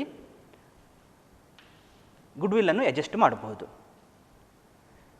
ನಾವು ಇವತ್ತಿನ ತರಗತಿಯಲ್ಲಿ ಈ ಅಕೌಂಟಿಂಗ್ ಸ್ಟ್ಯಾಂಡರ್ಡ್ 26 ಬಳಸಿಕೊಂಡು ಅಥವಾ ಇದರ ಈ ಅಕೌಂಟಿಂಗ್ ಸ್ಟ್ಯಾಂಡರ್ಡ್ ಏನು ಹೇಳಿದೆಯೋ ಆ ಮೂಲಕ ಗುಡ್ವಿಲ್ಲನ್ನು ಹೇಗೆ ಅಡ್ಜಸ್ಟ್ ಮಾಡುವಂಥದ್ದು ಅಂತ ತಿಳ್ಕೊಳ್ಳುವ.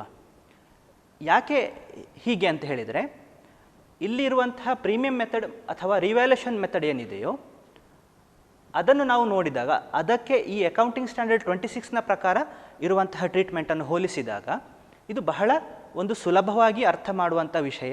ಜೊತೆಗೆ ಅಲ್ಲಿ ಒಂದು ಪ್ರಾಬ್ಲಮನ್ನು ಸಾಲ್ವ್ ಮಾಡುವ ವಿಷಯಕ್ಕೆ ಬಂದಾಗ ಬಹಳ ಸುಲಭವಾಗಿ ನಾವೇನು ಮಾಡ್ಬೋದು, ಪ್ರಾಬ್ಲಮನ್ನು ಸಾಲ್ವ್ ಮಾಡ್ಬೋದು. ಹಾಗಾಗಿ ಅಕೌಂಟಿಂಗ್ ಸ್ಟ್ಯಾಂಡರ್ಡ್ 26 ಪ್ರಕಾರ ನಾವು ಗುಡ್ವಿಲ್ಲನ್ನು ಅಡ್ಜಸ್ಟ್ ಮಾಡುವಂಥದ್ದು ಹೇಗೆ ಅನ್ನುವಂಥದ್ದನ್ನು ತಿಳ್ಕೊಳ್ಳುವ.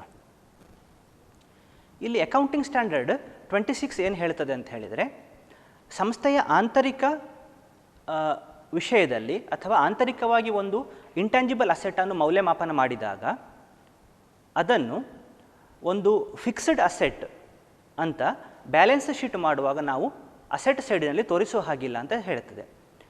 ಅಡ್ಮಿಷನ್ನ ಟೈಮಲ್ಲಿ ಹೊಸ ಪಾಲುದಾರನನ್ನು ಸೇರಿಸಿಕೊಳ್ಳುವ ಸಂದರ್ಭ ಆಂತರಿಕವಾಗಿ ಏನು ಗುಡ್ವಿಲ್ಲನ್ನು ನಾವು ಮೌಲ್ಯಮಾಪನ ಮಾಡ್ತೇವೋ ಅದನ್ನು ನಾವು ಒಂದು ಫಿಕ್ಸ್ಡ್ ಅಸೆಟ್ ಆಗಿ ಮಾಡುವಂತಹ ಹೊಸ ಬ್ಯಾಲೆನ್ಸ್ ಶೀಟಿನಲ್ಲಿ ತೋರಿಸುವ ಹಾಗಿಲ್ಲ. ಹಾಗಾಗಿ ಆ ದೃಷ್ಟಿಯಿಂದ ನಾವು ಅಕೌಂಟಿಂಗ್ ಸ್ಟ್ಯಾಂಡರ್ಡ್ 26 ಪ್ರಕಾರ ಗುಡ್ವಿಲ್ಲನ್ನು ಅಡ್ಜಸ್ಟ್ ಮಾಡಿದಾಗ ಇಲ್ಲಿ ಹೊಸ ಬ್ಯಾಲೆನ್ಸ್ ಶೀಟ್ ಮಾಡುವ ಸಂದರ್ಭದಲ್ಲಿ ಗುಡ್ವಿಲ್ಲನ್ನು ಬರೆಯುವುದಕ್ಕೆ ಇರುವುದಿಲ್ಲ. ಒಂದು ವೇಳೆ ಅಡ್ಮಿಷನ್ಗಿಂತ ಮುಂಚೆ ಅಲ್ಲಿ ಗುಡ್ವಿಲ್ ಆ ಬುಕ್ಸ್ ಆಫ್ ಅಕೌಂಟ್ಸಲ್ಲಿ ಇದೆ ಅಂತಲಾದರೆ ನಾವು ಅದನ್ನು ಹೊಸ ಬ್ಯಾಲೆನ್ಸ್ ಶೀಟ್ ಮಾಡುವಾಗ ಅದನ್ನಲ್ಲಿ ಬರೆಯುವುದಕ್ಕೆ ಸಾಧ್ಯ ಆಗ್ತದೆ. ಸೊ ಈ ನಿಟ್ಟಿನಲ್ಲಿ ಇಲ್ಲಿ ಟ್ರೀಟ್ಮೆಂಟ್ ಆಫ್ ಗುಡ್ವಿಲ್ ಅನ್ನುವಂಥದ್ದನ್ನು ನೋಡುವಾಗ ನಾವು 2 ಸಂದರ್ಭಗಳನ್ನು ಕಾಣ್ತೇವೆ. ಒಂದನೇ ಸಂದರ್ಭ ಯಾವುದು ಅಂತ ಹೇಳಿದರೆ, ನಾವು ಆಗ ನೋಡಿದ ಹಾಗೆ when new partner brings his share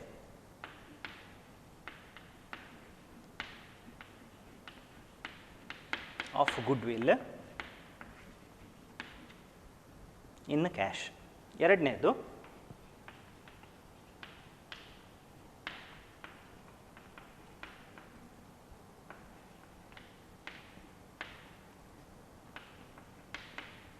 when a new partner doesn't bring his share of goodwill. ಈಗ ನಾವು ಮೊದಲನೇ ಸಂದರ್ಭವನ್ನು ನೋಡೋಣ. when a new partner brings his share of goodwill in cash. ಅದರ ಅರ್ಥ ಸಂಸ್ಥೆಯ ಗುಡ್ವಿಲ್ ಏನಿದೆಯೋ ಅದರಲ್ಲಿ ಹೊಸ ಪಾಲುದಾರನ ಭಾಗ ಅಥವಾ ಪಾಲು ಎಷ್ಟಾಗ್ತದೆ ಅನ್ನುವಂಥದ್ದನ್ನು ನೋಡಿಕೊಂಡು ಅಷ್ಟು ಮೊತ್ತದ ಗುಡ್ವಿಲ್ಲನ್ನು ಅವನು ಕ್ಯಾಶಿನಲ್ಲಿ ತರುವಂಥದ್ದು ಅಥವಾ ನಗದಿನಲ್ಲಿ ತರುವಂಥದ್ದನ್ನು ನಾವು ಕಾಣ್ತೇವೆ. ಈ ಸಂದರ್ಭವನ್ನು ನಾವು ಈ ರೀತಿ ಹೇಳುವಂಥದ್ದು. ಸೊ ಇಂಥ ಸಂದರ್ಭದಲ್ಲಿ ನಾವು ಒಟ್ಟಾರೆಯಾಗಿ ಒಂದು 3 ಜರ್ನಲ್ ಎಂಟ್ರಿಗಳನ್ನು ಬರೆಯುವುದರ ಮೂಲಕ ಏನು ಮಾಡ್ಬೋದು, ಗುಡ್ವಿಲ್ಲನ್ನು ಅಡ್ಜಸ್ಟ್ ಮಾಡ್ಬೋದು. ಅಲ್ಲಿ ಮೊದಲನೆಯ ಎಂಟ್ರಿ ಯಾವುದು ಅಂತ ನೋಡೋಣ. ಮೊದಲನೇ ಎಂಟ್ರಿ ಯಾವುದಕ್ಕಂತ ಹೇಳಿದರೆ, ಹೊಸ ಪಾಲುದಾರ ಏನು ಆ ನಗದನ್ನು ತರ್ತಾನೆ, ಗುಡ್ವಿಲ್ಲಿಗಾಗಿ ಅವನೇನು ನಗದನ್ನು ತರ್ತಾನೆ, ಅದಕ್ಕಾಗಿ ಇರುವಂತಹ ಜರ್ನಲ್ ಎಂಟ್ರಿ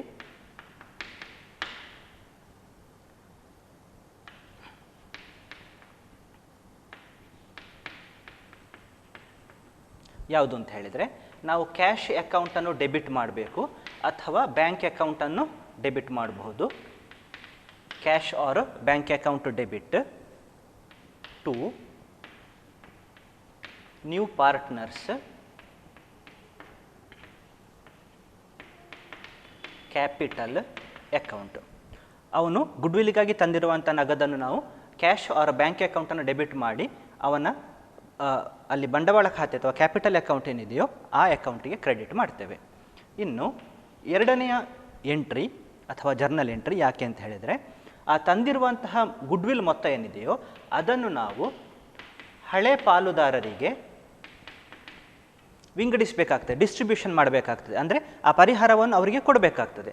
ಸೊ ಈ distribution of cash brought in by new partner ಮಾಡುವಂಥದ್ದಕ್ಕೆ ಜರ್ನಲ್ ಎಂಟ್ರಿ ಯಾವುದು ಅಂತ ಹೇಳಿದರೆ, ನಾವೀಗ ನ್ಯೂ ಪಾರ್ಟ್ನರ್ನ ಕ್ಯಾಪಿಟಲ್ ಅಕೌಂಟನ್ನು ಡೆಬಿಟ್ ಮಾಡಬೇಕಾಗ್ತದೆ. New partners capital account debit to old partners capital account ಅಂತ ಬರೀತೇವೆ. ಇಂಥ ಸಂದರ್ಭದಲ್ಲಿ ಇಲ್ಲಿ ಓಲ್ಡ್ ಪಾರ್ಟ್ನರ್ಸ್ ಕ್ಯಾಪಿಟಲ್ ಅಕೌಂಟ್ಸ್ ಬರೋದ್ರಿಂದ ಅಲ್ಲಿ ಒಂದಷ್ಟು ಹಳೆ ಪಾರ್ಟ್ನರ್ಸ್ ಇರ್ತಾರೆ. ಆ ಡಿವಿಷನನ್ನು ನಾವು ಹೇಗೆ ಮಾಡ್ತೇವೆ ಅಥವಾ ಅದನ್ನು ಹಂಚುವಂಥದ್ದು ಹೇಗೆ ಮಾಡ್ತೇವೆ ಅಂತ ಹೇಳಿದರೆ, ಅವರ ಸ್ಯಾಕ್ರಿಫೈಸ್ ರೇಷಿಯೋದ ಮೂಲಕ ಅಥವಾ ಸ್ಯಾಕ್ರಿಫೈಸ್ ರೇಷಿಯೋವನ್ನು ಬಳಸಿಕೊಂಡು ಅಲ್ಲಿ ತಂದಿರುವಂತಹ ಆ ನಗದನ್ನು ಹಳೆ ಪಾಲುದಾರರು ಯಾರಿರ್ತಾರೋ ಅವರಿಗೆ ನಾವು ವಿಂಗಡಿಸಿ ಹಂಚುತ್ತೇವೆ. ಇನ್ನು ಮೂರನೆಯ ಜರ್ನಲ್ ಎಂಟ್ರಿ ಯಾವುದಕ್ಕೆ ಅಂತ ಹೇಳಿದರೆ, ಒಂದು ವೇಳೆ ಹಳೆ ಪಾಲುದಾರರು ಅವರವರಿಗೆ ಬಂದಿರುವಂತಹ ಆ ಪರಿಹಾರದ ಪಾಲೇನಿದೆ ಹೊಸ ಪಾಲುದಾರ ಹಳೆ ಪಾಲುದಾರರಿಗೆ ಕೊಟ್ಟಿರುವಂತಹ ಕಾಂಪೆನ್ಸೇಷನ್ ಏನಿದೆ ನಗದು ರೂಪದಲ್ಲಿ, ಅದನ್ನು ಅವರು ವಿತ್ಡ್ರಾ ಮಾಡಿಕೊಳ್ತಾರೆ ಅಂತ ಹೇಳಿದ ಅವರು ಅದನ್ನು ಸಂಸ್ಥೆಯಿಂದ ತಗೊಳ್ತಾರೆ ಅಂತಲಾದಾಗ ನಾವು 3ನೇ ಎಂಟ್ರಿಯನ್ನು ಪಾಸ್ ಮಾಡಬೇಕಾಗ್ತದೆ. ಒಂದು ವೇಳೆ ಅವರು ಅದನ್ನು ವಿಡ್ರಾ ಮಾಡ್ತಾ ಇಲ್ಲ ಅಂತಲಾದಾಗ ನಾವು ಈ 3ನೇ ಎಂಟ್ರಿಯನ್ನು ಪಾಸ್ ಮಾಡುವಂತಹ ಸಂದರ್ಭ ಬರುವುದಿಲ್ಲ. ಒಂದು ವೇಳೆ ಅವರು ಅದನ್ನು ವಿಡ್ರಾ ಮಾಡ್ತಾರೆ ಅಂತಲಾದರೆ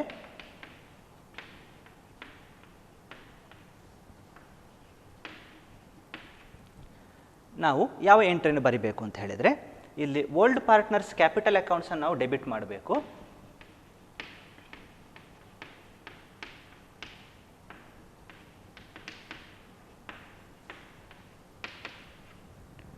to cash or bank account.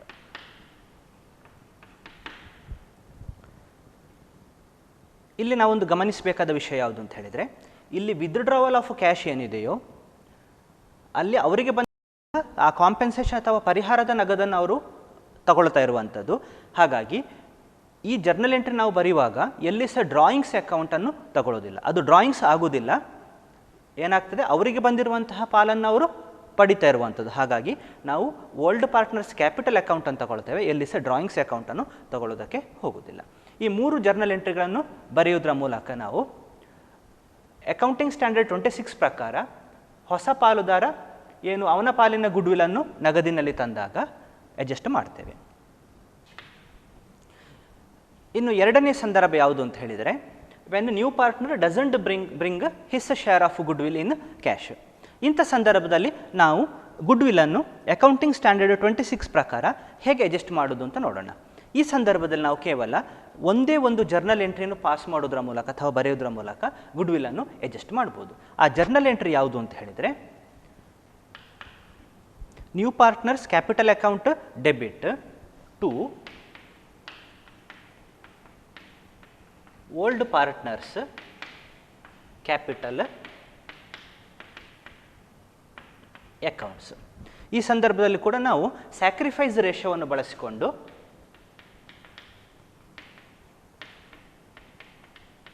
ಗುಡ್ವಿಲನ್ನು adjust ಮಾಡ್ತಾ ಇದ್ದೇವೆ. ಈ ಕೇವಲ ಒಂದೇ ಎಂಟ್ರಿಯನ್ನು ಬರೆಯುವುದರ ಮೂಲಕ ಏನು ಮಾಡ್ಬೋದು, ಹೊಸ ಪಾಲುದಾರ ಯಾವಾಗ ನಗದನ್ನು ಅವನ ಪಾಲಿನ ಗುಡ್ವಿಲಿಗಾಗಿ ತರುವುದಿಲ್ವ, ನಾವು ಗುಡ್ವಿಲನ್ನು ಅಡ್ಜಸ್ಟ್ ಮಾಡ್ಬೋದು. ಆ ವರ್ಷದ ನಂತರ ಕಳೆದ 5 ವರ್ಷಗಳಾಗಿದ್ದಾವೆ. ಈ 5 ವರ್ಷದಲ್ಲಿ ಏನು ಮಾಡಿದ್ದೀರಿ, ನೀವು ಡಿಪ್ರಿಸಿಯೇಷನನ್ನು ಲೆಕ್ಕ ಹಾಕಿದ್ದೀರಿ. ಡಿಪ್ರಿಸಿಯೇಷನನ್ನು ಲೆಕ್ಕ ಹಾಕ್ತಾ ಬಂದು ಅದರದ್ದು ಇವತ್ತಿನ ತಾರೀಕಿಗೆ ನಾವು ಬುಕ್ ವ್ಯಾಲ್ಯೂ ಅನ್ನುವಂಥದ್ದನ್ನು ಕಾಣ್ತೇವೆ. ಬಹುಶಃ ನೀವು ಕಳೆದ 5 ವರ್ಷದಲ್ಲಿ ಒಂದು 2,000 ರೂಪಾಯಿಯಷ್ಟು ಡಿಪ್ರಿಸಿಯೇಷನ್ ಬೇರೆ ಬೇರೆ ವರ್ಷಗಳೇ ಹಾಕಿದ್ದೀರಾ ಅಂತ ಹೇಳಿದ್ರೆ ಇವತ್ತಿಗೆ ಅದರ ಬುಕ್ ವ್ಯಾಲ್ಯೂ ಒಂದು 8,000 ರೂಪಾಯಿ ಆಗಿರಬಹುದು ಅಂತ ನಾವು ಅಂದುಕೊಳ್ಬಹುದು.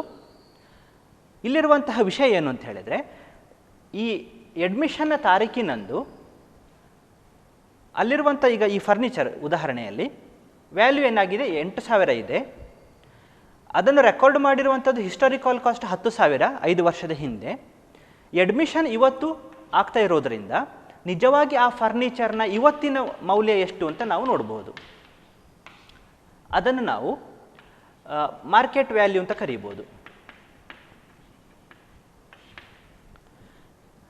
ಇವತ್ತಿನ ತಾರೀಕಿನಂದು ಹೊಸ ಪಾಲುದಾರ ಈ ಥರದ ಎಲ್ಲ ಅಸೆಟ್ಸಿನಲ್ಲಿ ಅವನ ಪಾಲನ್ನು ಪಡಿತಾನೆ ಅಂತ ಹೇಳುವಾಗ ನಾವು ಏನು ಮಾಡಬೇಕಾಗ್ತದೆ, ಈ ಥರ ಇರುವಂತಹ ಪ್ರತಿಯೊಂದು ಅಸೆಟ್ಟಿನ ಇವತ್ತಿನ ಮೌಲ್ಯವನ್ನು ನಾವು ಲೆಕ್ಕ ಹಾಕಬೇಕಾಗ್ತದೆ. ಹಾಗೆ ನಾವು ನೋಡಿದಾಗ ಏನಾಗಬಹುದು, ಫರ್ನಿಚರ್ನ ಮೌಲ್ಯ ಇಲ್ಲಿ ಉದಾಹರಣೆಗೆ ಅಥವಾ ಬೇರೆ ಈ ಥರದ ಅಸೆಟ್ಗಳ ಮೌಲ್ಯಗಳು ಏನಾಗ್ಬೋದು ಅಂತ ಹೇಳಿದರೆ ಬೇರೆ ಬೇರೆ ರೀತಿಯಾಗಿರ್ಬೋದು. ಸೊ ಈ ಒಂದು ವಿಷಯವನ್ನು ನಾವು ಆಧಾರದಲ್ಲಿ ಇಟ್ಕೊಂಡು ಯಾವ ತಾರೀಕಿನಂದು ಅಲ್ಲಿ ಅಡ್ಮಿಷನ್ ಆಗ್ತದೋ ಆ ತಾರೀಕಿನ ಮೌಲ್ಯವನ್ನು ನಾವು ಅಪ್ಡೇಟ್ ಮಾಡಬೇಕಾಗ್ತದೆ. ಹೀಗೆ ಅಪ್ಡೇಟ್ ಮಾಡುವ ಸಂದರ್ಭದಲ್ಲಿ ಅಲ್ಲಿರುವಂತಹ ಫರ್ನಿಚರ್ ಥರದ ಎಲ್ಲ ಅಸೆಟ್ಗಳ ಮೌಲ್ಯಗಳೇನಾಗಿರಬಹುದು, ಅವುಗಳಲ್ಲಿ ಏರಿಕೆ ಆಗಿರಬಹುದು ಅಥವಾ ಇಳಿಕೆ ಆಗಿರಬಹುದು. ಇನ್ಕ್ರೀಸ್ ಅಥವಾ ನಾವು ಡಿಕ್ರೀಸ್ ಅಂತ ಕರಿತೇವೆ. ಹೀಗೆ ಇನ್ಕ್ರೀಸ್ ಡಿಕ್ರೀಸ್ ಏನಾಗಿರುತ್ತದೆಯೋ ಅದನ್ನು ನಾವು ಕೂಡ ಇಲ್ಲಿ ಏನು ಮಾಡಬೇಕಾಗ್ತದೆ, ಅಡ್ಜಸ್ಟ್ ಮಾಡಬೇಕಾಗ್ತದೆ. ಅದೇ ಥರ ನಾವು ಲಯಬಿಲಿಟಿಗಳ ವಿಷಯವನ್ನು ಕೂಡ ಕಾಣಬೇಕಾಗ್ತದೆ. ಜೊತೆಗೆ ಅಲ್ಲಿ ಇರುವಂತಹ ಅಲ್ಪಾವಧಿಯ ಕೆಲವೊಂದು ಖರ್ಚುಗಳು ಅಥವಾ ಅಲ್ಲಿ ಮಾಡಿರುವಂತಹ ಕೆಲವೊಂದು ಪ್ರೊವಿಷನ್ಸನ್ನು ಕೂಡ ನಾವು ನೋಡಬೇಕಾಗ್ತದೆ. ಅಥವಾ ಕೆಲವೊಂದು ಸಂದರ್ಭದಲ್ಲಿ ಕೆಲವೊಂದು ಅಸೆಟ್ಗಳನ್ನು ಅಥವಾ ಕೆಲವೊಂದು ಲಯಬಿಲಿಟಿಗಳನ್ನು ಬರೆಯುವುದಕ್ಕೆ ಪೆಂಡಿಂಗ್ ಇಟ್ಟಿರಬಹುದು. ಅದನ್ನು ಕೂಡ ನಾವೇನು ಮಾಡಬೇಕಾಗ್ತದೆ, ಈ ಸಂದರ್ಭದಲ್ಲಿ ಬರಿಬೇಕಾಗ್ತದೆ.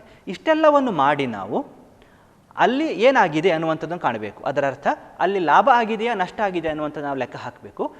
ಅಲ್ಲಿ ಬಂದಿರುವ ಲಾಭ ಅಥವಾ ನಷ್ಟದಲ್ಲಿ ಯಾರಿಗೆ ಪಾಲಿರ್ತದೆ ಅಂತ ಹೇಳಿದರೆ, ಅಲ್ಲಿರುವಂತಹ ಹಳಬರು ಯಾರಿರ್ತಾರೋ, ನಾವು ಓಲ್ಡ್ ಪಾರ್ಟ್ನರ್ಸ್ ಅಂತ ಕರಿತೇವೆ, ಅವರಿಗೆ ಮಾತ್ರ ಅಲ್ಲಿ ಅದರಲ್ಲಿ ಪಾಲಿರ್ತದೆ. ಅದನ್ನು ನಾವು ಆ ಹಳೆ ಪಾಲುದಾರರು ಯಾರಿರ್ತಾರೋ ಅವರಲ್ಲಿ ನಾವು ಅದನ್ನು ಹಂಚಿ ಡಿಸ್ಟ್ರಿಬ್ಯೂಷನ್ ಮಾಡಬೇಕಾಗ್ತದೆ.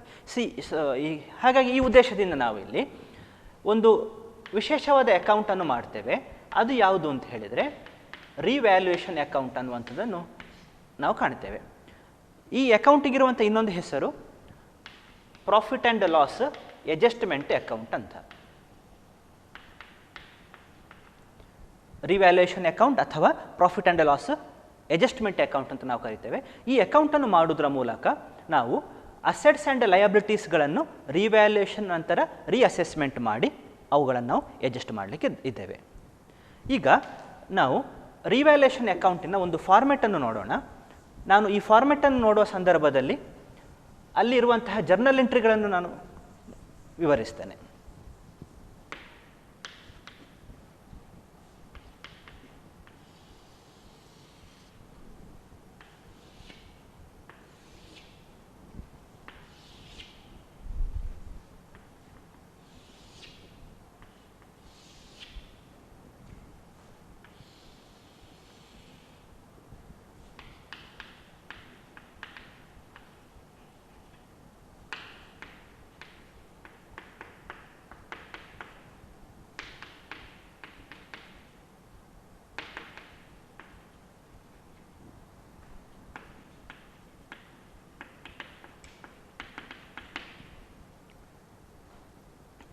ರಿವ್ಯಾಲ್ಯೂಯೇಷನ್ ಅಕೌಂಟ್ ಫಾರ್ಮೆಟ್ ಈ ಥರ ಬರ್ತದೆ.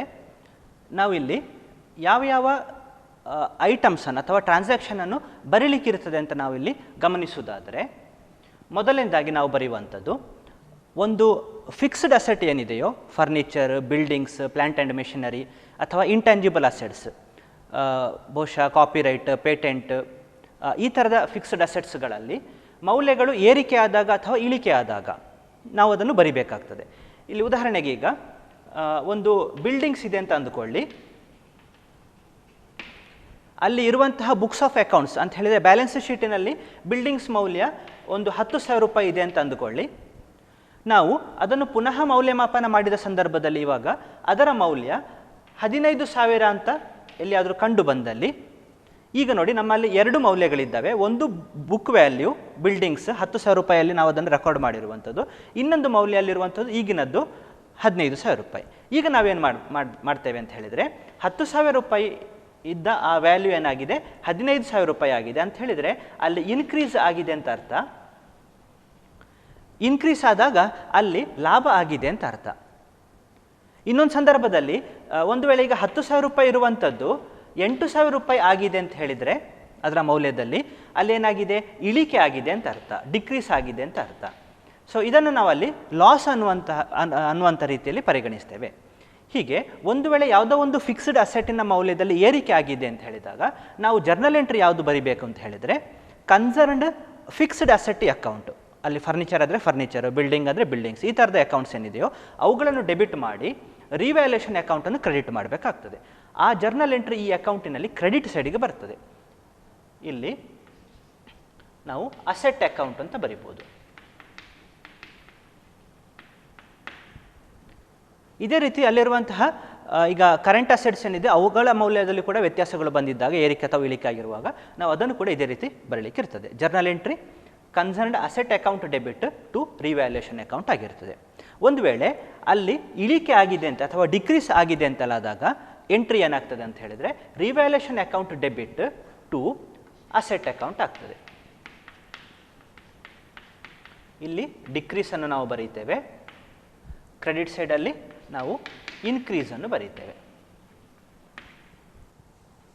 ಇನ್ನು ನಾವು ಲಯಬಿಲಿಟಿಗಳ ವಿಷಯಕ್ಕೆ ಬರುವುದಾದರೆ, ಈಗ ಒಂದು ಲಯಬಿಲಿಟಿ ಒಂದು 5,000 ಇದೆ ಅಂತ ಅಂದ್ಕೊಳ್ಳಿ. ಉದಾಹರಣೆಗೆ ನಾವು ಕ್ರೆಡಿಟಾರ್ಸ್ 5,000 ಇದೆ ಅಂತ ಅಂದುಕೊಳ್ಳಿ. ಈಗ ಈ 5,000 ಇರುವಂತಹ ಕ್ರೆಡಿಟಾರ್ಸ್ ಪುನಃ ಮೌಲ್ಯಮಾಪನ ಮಾಡುವಾಗ 4500 ಆಗಿದೆ ಅಂತಲಾದಾಗ ಏನಾಗ್ತದೆ ಅಂತ ನಾವು ನೋಡೋಣ. ಅಲ್ಲಿ ಲಯಬಿಲಿಟಿ 5000 ಇತ್ತು ಅಂತ ಹೇಳಿದ್ರೆ 5000 ಪೇಮೆಂಟ್ ಮಾಡೋದಕ್ಕೆ ಬಾಕಿ ಇತ್ತು. ಇವಾಗ ಏನಾಗಿದೆ, ಅದರ ಮೌಲ್ಯ 4500 ಅಂತಲಾಗಿದೆ. ಅದರ ಅರ್ಥ ಈಗ ನಾವು ಕೊಡಲಿಕ್ಕಿರುವಂತಹ ಮೊತ್ತ ಕೇವಲ 4500. ಹಿಂದೆ ನಾವು 5000 ಕೊಡೋದಕ್ಕಿದ್ದದ್ದು ಈಗ 4500 ಆಗಿದೆ. ಅದರ ಅರ್ಥ ನಾವು 500 ರೂಪಾಯಿಯಷ್ಟು ಕಡಿಮೆ ಹಣವನ್ನು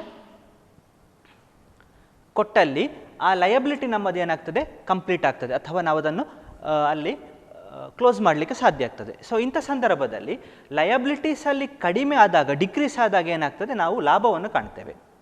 ಒಂದು ವೇಳೆ ಕ್ರೆಡಿಟರ್ಸ್ ಅಥವಾ ಈ ಥರದ ಲಯಬಿಲಿಟಿಗಳಲ್ಲಿ ಏರಿಕೆ ಆಗಿದೆ ಅಂತ ಹೇಳಿದರೆ ನಾವು ಅಲ್ಲಿ ಏನು ನಷ್ಟವನ್ನು ಕಾಣ್ತೇವೆ. ಈಗ ಒಂದು ವೇಳೆ 5000 ಇರುವಂಥದ್ದು 6000ದಷ್ಟು ಆಗಿದೆ ಅಂತಲ್ಲಾದರೆ ಯಾವುದೋ ಒಂದು ಕಾರಣಕ್ಕಾಗಿ ನೀವು ಮುಂಚೆ 5000 ಕೊಡ್ತಿದ್ರೆ ಆ ಅಕೌಂಟನ್ನಲ್ಲಿ ಕ್ಲೋಸ್ ಮಾಡ್ಬೋದಿತ್ತು, ಆ ಲಯಬಿಲಿಟಿಯಲ್ಲಿ ಮುಗಿಸ್ಬೋದಿತ್ತು. ಆದರೆ ಈಗ ಅದರ ಮೌಲ್ಯ 6000 ಆಗಿದೆ, ನೀವು ಹೆಚ್ಚು ಹಣವನ್ನು ಕೊಡಬೇಕಾಗ್ತದೆ. ಆ ಹೆಚ್ಚು ಹಣ ಕೊಡುವಂಥದ್ದು ಲಾಸ್ ಅಂತ ಅನ್ನಿಸ್ತದೆ. ಸೊ ಹೀಗಿರುವಾಗ ಲಯಬಿಲಿಟಿಯಲ್ಲಿ ಈಗ ಡಿಕ್ರೀಸ್ ಆಗಿದ್ದರೆ ಅದು ಲಾಭ ಆಗ್ತದೆ. ಅದನ್ನು ನಾವು ಕ್ರೆಡಿಟ್ ಸೈಡಲ್ಲಿ ಬರಿತೇವೆ. ಅದಕ್ಕೆ ಜರ್ನಲ್ ಎಂಟ್ರಿ ಯಾವುದಾಗ್ತದೆ ಅಂತ ಹೇಳಿದರೆ concerned liability account debit to revaluation account ಆಗ್ತದೆ. ಹಾಗಾಗಿ ಇಲ್ಲಿ ಸಂಬಂಧಪಟ್ಟ ನಾವು ಲಯಬಿಲಿಟಿ ಅಕೌಂಟನ್ನು ಬರೀತೇವೆ.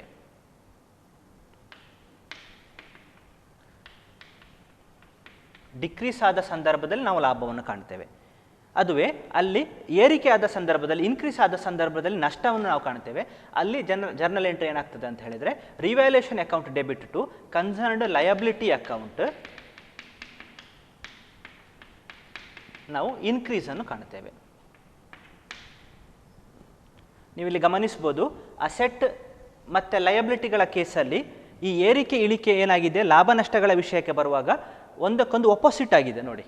ಅಸೆಟಲ್ಲಿ ಏರಿಕೆ ಆದಾಗ ಅದು ಲಾಭ ಆಗಿರ್ತದೆ, ಅದುವೇ ಲಯಬಿಲಿಟಿಯಲ್ಲಿ ಇಳಿಕೆ ಆದಾಗ ಲಾಭ ಆಗಿರ್ತದೆ. ಇಲ್ಲಿ ಅಸೆಟಲ್ಲಿ ಇಳಿಕೆ ಆದಾಗ ನಷ್ಟ ಆಗಿರ್ತದೆ, ಇಲ್ಲಿ ಲಯಬಿಲಿಟೀಸಲ್ಲಿ ಏರಿಕೆ ಆದಾಗ ನಷ್ಟ ಆಗಿರ್ತದೆ. ನಾವು ಈ ರೀತಿ ಅವುಗಳನ್ನು ಬರಲಿಕ್ಕಿದ್ದೇವೆ.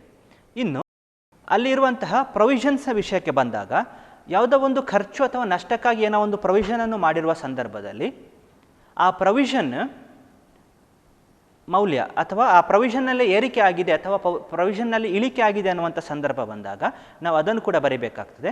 ಒಂದು ವೇಳೆ ಇರುವಂತಹ ಪ್ರೊವಿಷನ್ನಲ್ಲಿ ಏರಿಕೆ ಆದಾಗ ಅದು ನಷ್ಟ ಆಗಿರ್ತದೆ, ನಾವು ಇಲ್ಲಿ ಬರಿಬೇಕಾಗ್ತದೆ ಅದನ್ನು ಇನ್ಕ್ರೀಸ್ ಇನ್ ಎಕ್ಸಿಸ್ಟಿಂಗ್ ಪ್ರೊವಿಷನ್ ಅಂತ ನಾವು ಬರಿತೇವೆ. ಉದಾಹರಣೆಗೆ journal entry revaluation account debit to concerned provision account ಅನ್ನುವಂಥದ್ದು ಬರ್ತದೆ. ಒಂದು ವೇಳೆ ಆ ರೀತಿಯ ಪ್ರೊವಿಷನ್ನಲ್ಲಿ ಇಳಿಕೆ ಆಗಿದೆ ಅಂತಲಾದಾಗ ಅದು ಲಾಭ ಆಗಿರ್ತದೆ. ಅದನ್ನು ನಾವು ಏನು ಮಾಡ್ತೇವೆ, ಕ್ರೆಡಿಟ್ ಸೈಡಿಗೆ ಬರಲಿಕ್ಕಿರ್ತೇವೆ. ಅದರ ಅರ್ಥ journal entry concerned provision account debit to revaluation account ಆಗಿರ್ತದೆ.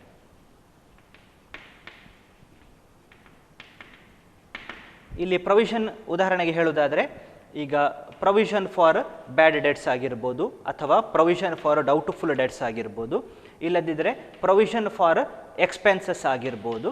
ಈ ಥರದ್ದನ್ನೆಲ್ಲ ನಾವು ಕಾಣುವಂಥದ್ದು. ಅಲ್ಲಿ ಏರಿಕೆ ಆದಾಗ ನಷ್ಟ, ಇಳಿಕೆ ಆಗಿದ್ದಾಗ ಲಾಭವನ್ನು ನಾವು ಕಾಣ್ತೇವೆ.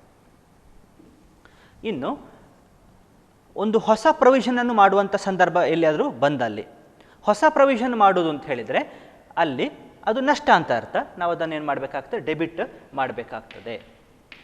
ಅಲ್ಲಿ journal entry revaluation account debit to concerned new provision ಅಕೌಂಟನ್ನು ನಾವು ಬರೀಲಿಕ್ಕೆ ಇದ್ದೇವೆ. ಸೊ ಹೀಗೆ ನಾವು ಅದನ್ನು ಬರೆಯುವಂಥದ್ದು. ಇನ್ನು ಅನ್ರೆಕಾರ್ಡೆಡ್ ಅಸೆಟ್ಸ್ ಮತ್ತು ಅನ್ರೆಕಾರ್ಡೆಡ್ ಲಯಬಿಲಿಟಿಗಳ ವಿಷಯಕ್ಕೆ ಬಂದಾಗ, ಯಾವುದೋ ಒಂದು ಅಸೆಟ್ಟಲ್ಲಿ ಬರೆಯುವುದಕ್ಕೆ ಬಾಕಿ ಇದೆ, ಬುಕ್ಸ್ ಆಫ್ ಅಕೌಂಟ್ಸಲ್ಲಿ ಎಂಟರ್ ಮಾಡೋದಕ್ಕೆ ಬಾಕಿ ಇದೆ ಅನ್ನುವಂಥ ಸಂದರ್ಭ ಬಂದರೆ ನಾವು ಅದನ್ನು ಈಗ ಬರಿಬೇಕಾಗ್ತದೆ. ಈ ಸಂದರ್ಭದಲ್ಲಿ ನಾವು journal entry unrecorded asset account debit to revaluation account ಅಂತ ಎಂಟ್ರಿ ಬರೀತೇವೆ. ಇನ್ನು ಅನ್ರೆಕಾರ್ಡೆಡ್ ಲಯಬಿಲಿಟಿ ಇದ್ದ ಸಂದರ್ಭದಲ್ಲಿ revaluation account debit to unrecorded liability account ಅನ್ನುವಂತಹ ಜರ್ನಲ್ ಎಂಟ್ರಿಯನ್ನು ಬರೀತೇವೆ. ಸೊ ಈ ರೀತಿಯ ಟ್ರಾನ್ಸಾಕ್ಷನ್ಗಳನ್ನೆಲ್ಲವನ್ನು ನಾವು ಬರೆದ ನಂತರ ಮತ್ತೆ ನಾವು ಏನು ಮಾಡಬೇಕು ಅಂತ ಹೇಳಿದರೆ, ಇಲ್ಲಿ ರಿವ್ಯಾಲ್ಯೂಯೇಷನ್ ಅಕೌಂಟನ್ನು ಟೋಟಲ್ ಮಾಡಿ ಅಲ್ಲಿ ಯಾವ ಬ್ಯಾಲೆನ್ಸ್ ಬರ್ತದೆ ಅನ್ನುವಂಥದ್ದು ಲೆಕ್ಕ ಹಾಕಬೇಕು. ಒಂದು ವೇಳೆ ಕ್ರೆಡಿಟ್ ಬ್ಯಾಲೆನ್ಸ್ ಜಾಸ್ತಿ ಇದ್ದು ಡೆಬಿಟ್ ಬ್ಯಾಲೆನ್ಸ್ ಕಡಿಮೆ ಇದ್ದ ಸಂದರ್ಭದಲ್ಲಿ ಇಲ್ಲಿ ನಮಗೆ ಬ್ಯಾಲೆನ್ಸ್ ಸಿಗ್ತದೆ ಅಥವಾ ಮೊತ್ತ ಉಳಿತದೆ. ಅದು ಏನಾಗ್ತದೆ ಅಂತ ಹೇಳಿದರೆ ರಿವ್ಯಾಲ್ಯೂಯೇಷನ್ ಲಾಸ್. ಇನ್ನು ನಾವು ರಿವ್ಯಾಲ್ಯೂಯೇಷನ್ ಅಕೌಂಟನ್ನು ಟೋಟಲ್ ಮಾಡಿ ಅಲ್ಲಿ ಬ್ಯಾಲೆನ್ಸ್ ಯಾವುದು ಬರ್ತದೆ ಅಂತ ನೋಡಬೇಕಾಗ್ತದೆ. ಒಂದು ವೇಳೆ ಕ್ರೆಡಿಟ್ ಸೈಡ್ ಟೋಟಲ್ ಜಾಸ್ತಿ ಬಂದು ಡೆಬಿಟ್ ಸೈಡ್ ಟೋಟಲ್ ಕಡಿಮೆ ಬಂದಾಗ ರಿವ್ಯಾಲ್ಯೂಯೇಷನ್ ಪ್ರಾಫಿಟ್ ಅನ್ನುವಂಥದ್ದು ಸಿಗ್ತದೆ. ಈ ಪ್ರಾಫಿಟನ್ನು ನಾವು ಅಲ್ಲಿರುವಂತಹ ಹಳೆ ಪಾಲುದಾರರಿಗೆ ಅವರ ಹಳೆ ರೇಷಿಯೋ ಏನಿರ್ತದೆಯೋ, ನಾವು ಓಲ್ಡ್ ಪ್ರಾಫಿಟ್ ಶೇರಿಂಗ್ ರೇಷಿಯೋ ಅಂತ ಏನು ಕರಿತೇವೆ, ಅದನ್ನು ಬಳಸಿಕೊಂಡು ಡಿವೈಡ್ ಮಾಡಿ ಹಂಚಬೇಕಾಗ್ತದೆ. ಒಂದು ವೇಳೆ ಡೆಬಿಟ್ ಸೈಡ್ ಟೋಟಲ್ ಜಾಸ್ತಿ ಇದ್ದು ಕ್ರೆಡಿಟ್ ಸೈಡ್ ಟೋಟಲ್ ಕಡಿಮೆ ಇದ್ದಾಗ ಅಲ್ಲಿ ರಿವ್ಯಾಲ್ಯೂಯೇಷನ್ ಲಾಸ್ ಮೊತ್ತ ಸಿಗುತ್ತದೆ. ಇದನ್ನು ಕೂಡ ನಾವು ಅಲ್ಲಿ ಓಲ್ಡ್ ಪಾರ್ಟ್ನರ್ಸ್ ಕ್ಯಾಪಿಟಲ್ ಅಕೌಂಟ್ ಏನಿದೆಯೋ ಅಲ್ಲಿಗೆ ಹಂಚಬೇಕಾಗ್ತದೆ. ಇಲ್ಲಿ ಕೂಡ ನಾವು ಬಳಸುವಂಥದ್ದು ಅವರ ಓಲ್ಡ್ ಪ್ರಾಫಿಟ್ ಶೇರಿಂಗ್ ರೇಷಿಯೋ ಆಗಿರ್ತದೆ. ಸೊ ಹೀಗೆ ನಾವು ಒಂದು ರಿವ್ಯಾಲ್ಯೂಯೇಷನ್ ಅಕೌಂಟನ್ನು ಮಾಡೋದ್ರ ಮೂಲಕ revaluation of assets and reassessment of liabilities ಏನಿದೆಯೋ ಅದನ್ನು ಅಡ್ಜಸ್ಟ್ ಮಾಡ್ತೇವೆ. ಇನ್ನು ಅಲ್ಲಿರುವಂತಹ 5ನೇ adjustment distribution of accumulated profits and reserves ಬಗ್ಗೆ ತಿಳ್ಕೊಳ್ಳುವ. Distribution of accumulated profits and reserves ಅಂತ ಹೇಳಿದರೆ ಅಲ್ಲಿರುವಂತಹ ಬ್ಯಾಲೆನ್ಸ್ ಶೀಟ್ನಲ್ಲಿ ಕೊಟ್ಟಿರುವಂತಹ ಡಿಸ್ಟ್ರಿಬ್ಯೂಷನ್ ಮಾಡೋದಕ್ಕೆ ಬಾಕಿ ಇರುವಂತಹ ಲಾಭ ಅಥವಾ ಅಲ್ಲಿರುವಂತಹ ಬೇರೆ ಬೇರೆ ರೀತಿಯ ನಿಧಿಗಳು ಅಥವಾ ರಿಸರ್ವ್ಸ್ ಅಂತ ಅರ್ಥ. ಈಗ ಒಂದು ವೇಳೆ 1/4/2020 ಹೊಸ ಪಾಲುದಾರ ಅಡ್ಮಿಷನ್ ಆಗ್ತಾನೆ ಅಂತಲಾದಾಗ ಆ ತಾರೀಕಿನ ಬ್ಯಾಲೆನ್ಸ್ ಶೀಟನ್ನು ನಾವು ಗಮನಿಸ್ಬೋದು, ಅಥವಾ ಸಾಮಾನ್ಯವಾಗಿ ಅದರ ಹಿಂದಿನ ದಿನದ ಬ್ಯಾಲೆನ್ಸ್ ಶೀಟನ್ನು ನಾವು ಗಮನಿಸ್ತೇವೆ.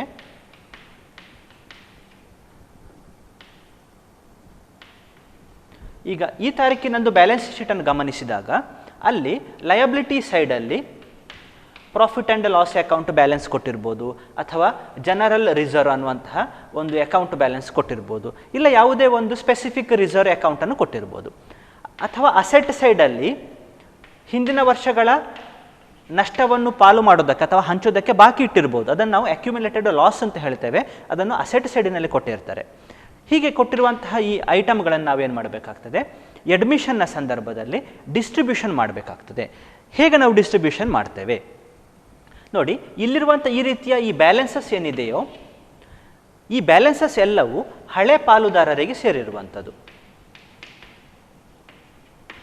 ನಾವು revaluation of assets and liabilities ಕಾಣುವಾಗ ಅಲ್ಲಿ ಹೇಗೆ ಅಲ್ಲಿರುವಂಥ ಆ ಲಾಭ ಅಥವಾ ನಷ್ಟವನ್ನು ಕೇವಲ ಹಳೆ ಪಾಲುದಾರರಿಗೆ ಮಾತ್ರ ಕೊಡ್ತೇವೋ, ಅದೇ ಥರದಲ್ಲಿ ಇಲ್ಲಿರುವಂಥ ಈ ರಿಸರ್ವ್ಸ್ ಅಥವಾ profit and loss account balance ಏನಿದೆಯೋ ಅದೆಲ್ಲವೂ ಹಳೆ ಪಾಲುದಾರರಿಗೆ ಮಾತ್ರ ಸಲ್ಲುವಂಥದ್ದು. ಹೀಗಿರುವಾಗ ನಾವು ಆ ಮೊತ್ತಗಳನ್ನು ಅವರಿಗೆ ಹಂಚಬೇಕಾಗ್ತದೆ, ಡಿಸ್ಟ್ರಿಬ್ಯೂಟ್ ಮಾಡಬೇಕಾಗ್ತದೆ. ಅಲ್ಲಿ ನಾವು ಬಳಸುವಂಥದ್ದು ಓಲ್ಡ್ ಪ್ರಾಫಿಟ್ ಶೇರಿಂಗ್ ರೇಷಿಯೋ ಆಗಿರ್ತದೆ. ಈಗ ನಾವು ಇದಕ್ಕೆ ಸಂಬಂಧಪಟ್ಟಾಗೆ ಯಾವುದೆಲ್ಲ ಜರ್ನಲ್ ಎಂಟ್ರಿಗಳಿದ್ದಾವೆ ಅಂತ ತಿಳ್ಕೊಳ್ಳುವ. ಇಲ್ಲಿ ಮೊದಲನೇದಾಗಿ ನಾವು ಕಾಣುವಂಥದ್ದು ಅಕ್ಯುಮುಲೇಟೆಡ್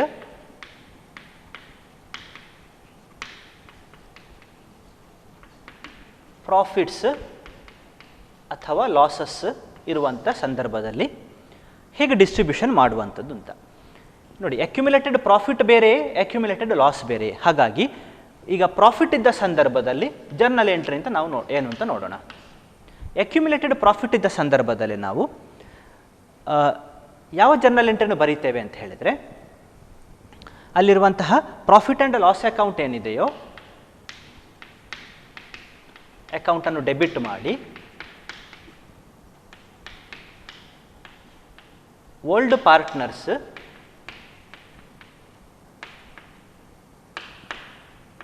ಕ್ಯಾಪಿಟಲ್ ಅಕೌಂಟ್ಸನ್ನು ಕ್ರೆಡಿಟ್ ಮಾಡ್ತೇವೆ. ಒಂದು ವೇಳೆ ಅಲ್ಲಿ ನಷ್ಟ ಇದೆ ಅಂತ ಹೇಳಿದಾಗ, ಲಾಸ್ ಇರುವಂತಹ ಸಂದರ್ಭದಲ್ಲಿ ಓಲ್ಡ್ ಪಾರ್ಟ್ನರ್ಸ್ ಕ್ಯಾಪಿಟಲ್ ಅಕೌಂಟ್ಸನ್ನು ನಾವು ಡೆಬಿಟ್ ಮಾಡಿ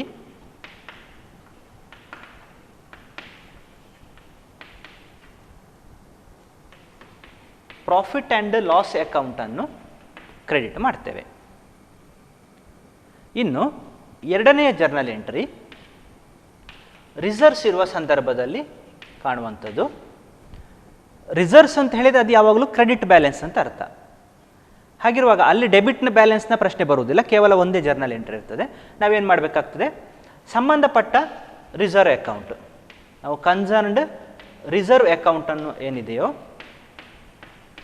ಡೆಬಿಟ್ ಮಾಡಿ ಓಲ್ಡ್ ಪಾರ್ಟ್ನರ್ಸ್ ಕ್ಯಾಪಿಟಲ್ ಅಕೌಂಟ್ಸನ್ನು ಕ್ರೆಡಿಟ್ ಮಾಡ್ತೇವೆ. ಈ ಎಲ್ಲ ಸಂದರ್ಭದ ನಾವು ಬಳಸುವಂಥದ್ದು ಹಳೆ ಪಾಲುದಾರರ profit sharing ratio, old profit sharing ratio ಅಂತ ನಾವು ಕರೆಯುವಂಥದ್ದು. ಇನ್ನು ಅಲ್ಲಿರುವಂತಹ ಕೊನೆಯ ಅಡ್ಜಸ್ಟ್ಮೆಂಟ್ ಆಫ್ ಪಾರ್ಟ್ನರ್ಸ್ ಕ್ಯಾಪಿಟಲ್ಸ್ ಏನು ಅಂತ ತಿಳ್ಕೊಳ್ಳುವ. ಅಡ್ಮಿಷನ್ನ ಸಂದರ್ಭದಲ್ಲಿ ಅಲ್ಲಿರುವಂತಹ ಎಲ್ಲ ಪಾಲುದಾರರು ಒಂದು ವೇಳೆ ಅವರ ಲಾಭ ನಷ್ಟಗಳನ್ನು ಹಂಚಿಕೊಳ್ಳುವಂತಹ ಅನುಪಾತ ಹೇಗಿದೆಯೋ ಅದರ ಪ್ರಕಾರ ಅವರು ಬಂಡವಾಳವನ್ನು ಹೂಡಿಕೆ ಮಾಡಬೇಕು ಅನ್ನುವಂಥದ್ದನ್ನು ಅವರು ಮಾಡುವುದಾದರೆ ಅಥವಾ ಆ ರೀತಿ ಮಾಡುವಂತಹ ನಿರ್ಧಾರಕ್ಕೆ ಬಂದಲ್ಲಿ ನಾವೇನು ಮಾಡಬೇಕಾಗ್ತದೆ, ಅಲ್ಲಿರುವಂತಹ ಕ್ಯಾಪಿಟಲ್ ಅಕೌಂಟನ್ನು ಅಡ್ಜಸ್ಟ್ ಮಾಡಬೇಕಾಗ್ತದೆ. ಉದಾಹರಣೆಗೆ ಹೇಳೋದಾದರೆ, ಈಗ 3 ಜನ ಪಾಲುದಾರರು ಇದ್ದಾರೆ ಅಂತ ಅಂದುಕೊಳ್ಳಿ, ಎ, ಬಿ ಮತ್ತು ಸಿ ಅನ್ನುವವನು ಹೊಸ ಪಾಲುದಾರ. ಅವರ ಲಾಭ ನಷ್ಟಗಳನ್ನು ಹಂಚಿಕೊಳ್ಳುವಂಥ ಅನುಪಾತ ಸಮವಾಗಿದೆ ಅಂತ ಅಂದುಕೊಳ್ಳೋದಾದರೆ 1:1:1 ಅಂತ ನಾವು ಕರಿತೇವೆ. ಮತ್ತು ಅವರ ಬಂಡವಾಳ ಈ ಥರ ಇದೆ ಅಂತ ತಿಳ್ಕೊಳ್ಳುವ. ಈಗ ಸಿ ಹೊಸ ಪಾಲುದಾರ, ಅವನ ಬಂಡವಾಳ 30,000 ಇದೆ ಅಂತ ಅಂದುಕೊಳ್ಳುವ. ಎ ಮತ್ತು ಬಿ ಇಬ್ಬರು ಹಳೆ ಪಾಲುದಾರರು, ಅಲ್ಲಿ ಬಿಯ ಪಾಲು 35,000 ಇದೆ ಅಂತ ಅಂದುಕೊಳ್ಳೋಣ. ಎಯ ಬಂಡವಾಳ 25,000 ಇದೆ ಅಂತ ಅಂದ್ಕೊಳ್ಳೋಣ. ನೋಡಿ, ನಾವು ಇಲ್ಲಿ ಈ ಅಡ್ಜಸ್ಟ್ಮೆಂಟ್ ಮಾಡುವಂಥದ್ದು ಯಾವಾಗ ಅಂತ ಹೇಳಿದರೆ, ಉಳಿದ ಎಲ್ಲ ಹಿಂದಿನ ಅಡ್ಜಸ್ಟ್ಮೆಂಟ್ಗಳನ್ನು ಮಾಡಿ ಮುಗಿಸಿದ ನಂತರ. ಈಗ ಕೊಟ್ಟಿರುವಂಥ ಮೊತ್ತ ಆ ಎಲ್ಲ ಅಡ್ಜಸ್ಟ್ಮೆಂಟ್ ಆದ ನಂತರ ಅಂತ ಅಂದುಕೊಳ್ಳೋದಾದರೆ ಒಂದು ಗಮನಿಸ್ಬೋದು ನೀವು, ಅವರ ಪ್ರಾಫಿಟ್ ಶೇರಿಂಗ್ ರೇಷಿಯೋ ಸಮವಾಗಿದೆ, ಆದರೆ ಅವರ ಬಂಡವಾಳ ಸಮವಾಗಿಲ್ಲ. ಹೊಸ ಪಾಲುದಾರನಿಗೆ 30,000 ಇದ್ದರೆ ಬಿ ಪಾಲುದಾರನಿಗೆ ಅಲ್ಲಿ ಏನಿದೆ 35 ಇದೆ, ಎಗೆ ಅದು 25 ಇದೆ. ಅಂದರೆ ಅದು ಬೇರೆ ಬೇರೆ ಮೊತ್ತದಾಗಿದೆ. ಇಂಥ ಸಂದರ್ಭದಲ್ಲಿ ನಾವು ಹೊಸ ಪಾಲುದಾರನ ಬಂಡವಾಳವನ್ನು ಆಧಾರವಾಗಿಟ್ಟುಕೊಂಡು ಅಥವಾ ಅವರು ಒಪ್ಪಿರುವಂತಹ ಒಂದು ಒಟ್ಟು ಬಂಡವಾಳದ ಮೊತ್ತವನ್ನು ಆಧಾರವಾಗಿಟ್ಟುಕೊಂಡು ನಾವೇನು ಮಾಡ್ಬೋದು, ಅವರ ಈ ಅನುಪಾತವನ್ನು ನೋಡಿಕೊಂಡು ಅವರ ಬಂಡವಾಳ ಎಷ್ಟಿರಬೇಕು ಅಂತ ಲೆಕ್ಕ ಹಾಕ್ಬೋದು. ಈ ಸಂದರ್ಭವನ್ನು ನಾವು ನೋಡೋದಾದರೆ, ಸಿ ಹೊಸ ಪಾಲುದಾರ ಮತ್ತು ಅವನ ಪಾಲನ್ನು ನಾವು ಗಮನದಲ್ಲಿಟ್ಟು ನೋಡೋದಾದರೆ, ಇಲ್ಲಿ ಏನಾಗಬೇಕು, ಎಲ್ಲರ ಪಾಲು ಅಂದರೆ ಬಂಡವಾಳದ ಪಾಲು 30,000ದಷ್ಟು ಆಗಬೇಕು. ಪ್ರತಿಯೊಬ್ಬರ ಬಂಡವಾಳ ಎಷ್ಟಿರಬೇಕು, 30,000 ಇರಬೇಕು. ಆದರೆ ಇಲ್ಲಿ ಬಿಯ ಸಂದರ್ಭದಲ್ಲಿ ಏನಿದೆ, 5,000 ರೂಪಾಯಿ ಜಾಸ್ತಿ ಇದೆ. 5,000 ರೂಪಾಯಿ ಏನಿದೆಯೋ ಅಲ್ಲಿ ಜಾಸ್ತಿ ಇದೆ. ಅದುವೇ ಎಯ ಸಂದರ್ಭದಲ್ಲಿ 5,000 ರೂಪಾಯಿ ಏನಿದೆ ಕಡಿಮೆ ಇದೆ. ಹೀಗಿರುವಾಗ ಏನು ಮಾಡಬೇಕು, ಈ ಜಾಸ್ತಿ ಇರುವಂಥ ಮೊತ್ತ ಏನಿದೆಯೋ ನಾವು ಅದನ್ನು ಸರ್ಪ್ಲಸ್ ಕ್ಯಾಪಿಟಲ್ ಅಂತ ಕರಿತೇವೆ. ಇಲ್ಲಿ ಕಡಿಮೆ ಇರುವಂತಹ ಮೊತ್ತವನ್ನು ನಾವು ಡೆಫಿಸಿಟ್ ಇನ್ ಕ್ಯಾಪಿಟಲ್ ಅಂತ ಹೇಳ್ತೇವೆ.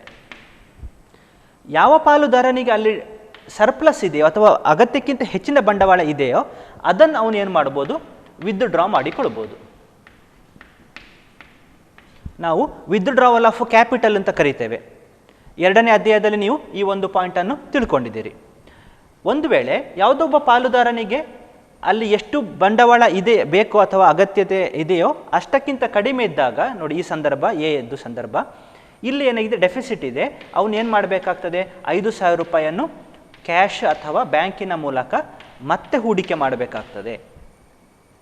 ಮತ್ತೆ ಅವನು ಅಷ್ಟು ಬಂಡವಾಳವನ್ನು ತರಬೇಕಾಗ್ತದೆ. ಆ ಮೂಲಕ ನಾವೇನು ಕಾಣ್ಬೋದು, ಎ, ಬಿ ಮತ್ತು ಸಿ 3 ಜನ ಈ ಉದಾಹರಣೆಯಲ್ಲಿ ಏನಿದ್ದಾರೋ ಅವರ ಬಂಡವಾಳ 30,000 ರೀತಿಯಲ್ಲಿ ಅಡ್ಜಸ್ಟ್ ಮಾಡಿಕೊಳ್ಬೋದು. ಹೀಗೆ ಮಾಡಿದಾಗ ಅವರ ಲಾಭ ನಷ್ಟಗಳನ್ನು ಹಂಚಿಕೊಳ್ಳುವಂಥ ಅನುಪಾತ ಜೊತೆಗೆ ಅವರ ಬಂಡವಾಳ ಒಂದೇ ರೀತಿ ಇರ್ತದೆ. ಸೊ ಇದಿಷ್ಟು ಅಲ್ಲಿರುವಂತಹ ಒಂದಷ್ಟು ಅಡ್ಜಸ್ಟ್ಮೆಂಟ್ಗಳು. ನಾವು ಒಂದು ಪ್ರಾಬ್ಲಮನ್ನು ಸಾಲ್ವ್ ಮಾಡುವಾಗ ಈ ಎಲ್ಲ ಅಡ್ಜಸ್ಟ್ಮೆಂಟ್ಗಳನ್ನು ಗಮನದಲ್ಲಿ ಇಟ್ಟುಕೊಂಡು ಆಯಾಯ ಸಂದರ್ಭಗಳು ಹೇಗಿದ್ದಾವೆ ಅನ್ನುವಂಥದ್ದನ್ನು ನೋಡಿಕೊಂಡು ಮತ್ತು ಆ ಕ್ವೆಶ್ಚನ್ನಲ್ಲಿ ಇರುವಂತಹ ವಿಷಯಗಳನ್ನು ತಿಳ್ಕೊಂಡು ನಾವು ಒಂದು ಪ್ರಾಬ್ಲಮನ್ನು ಸಾಲ್ವ್ ಮಾಡಬೇಕಾಗ್ತದೆ.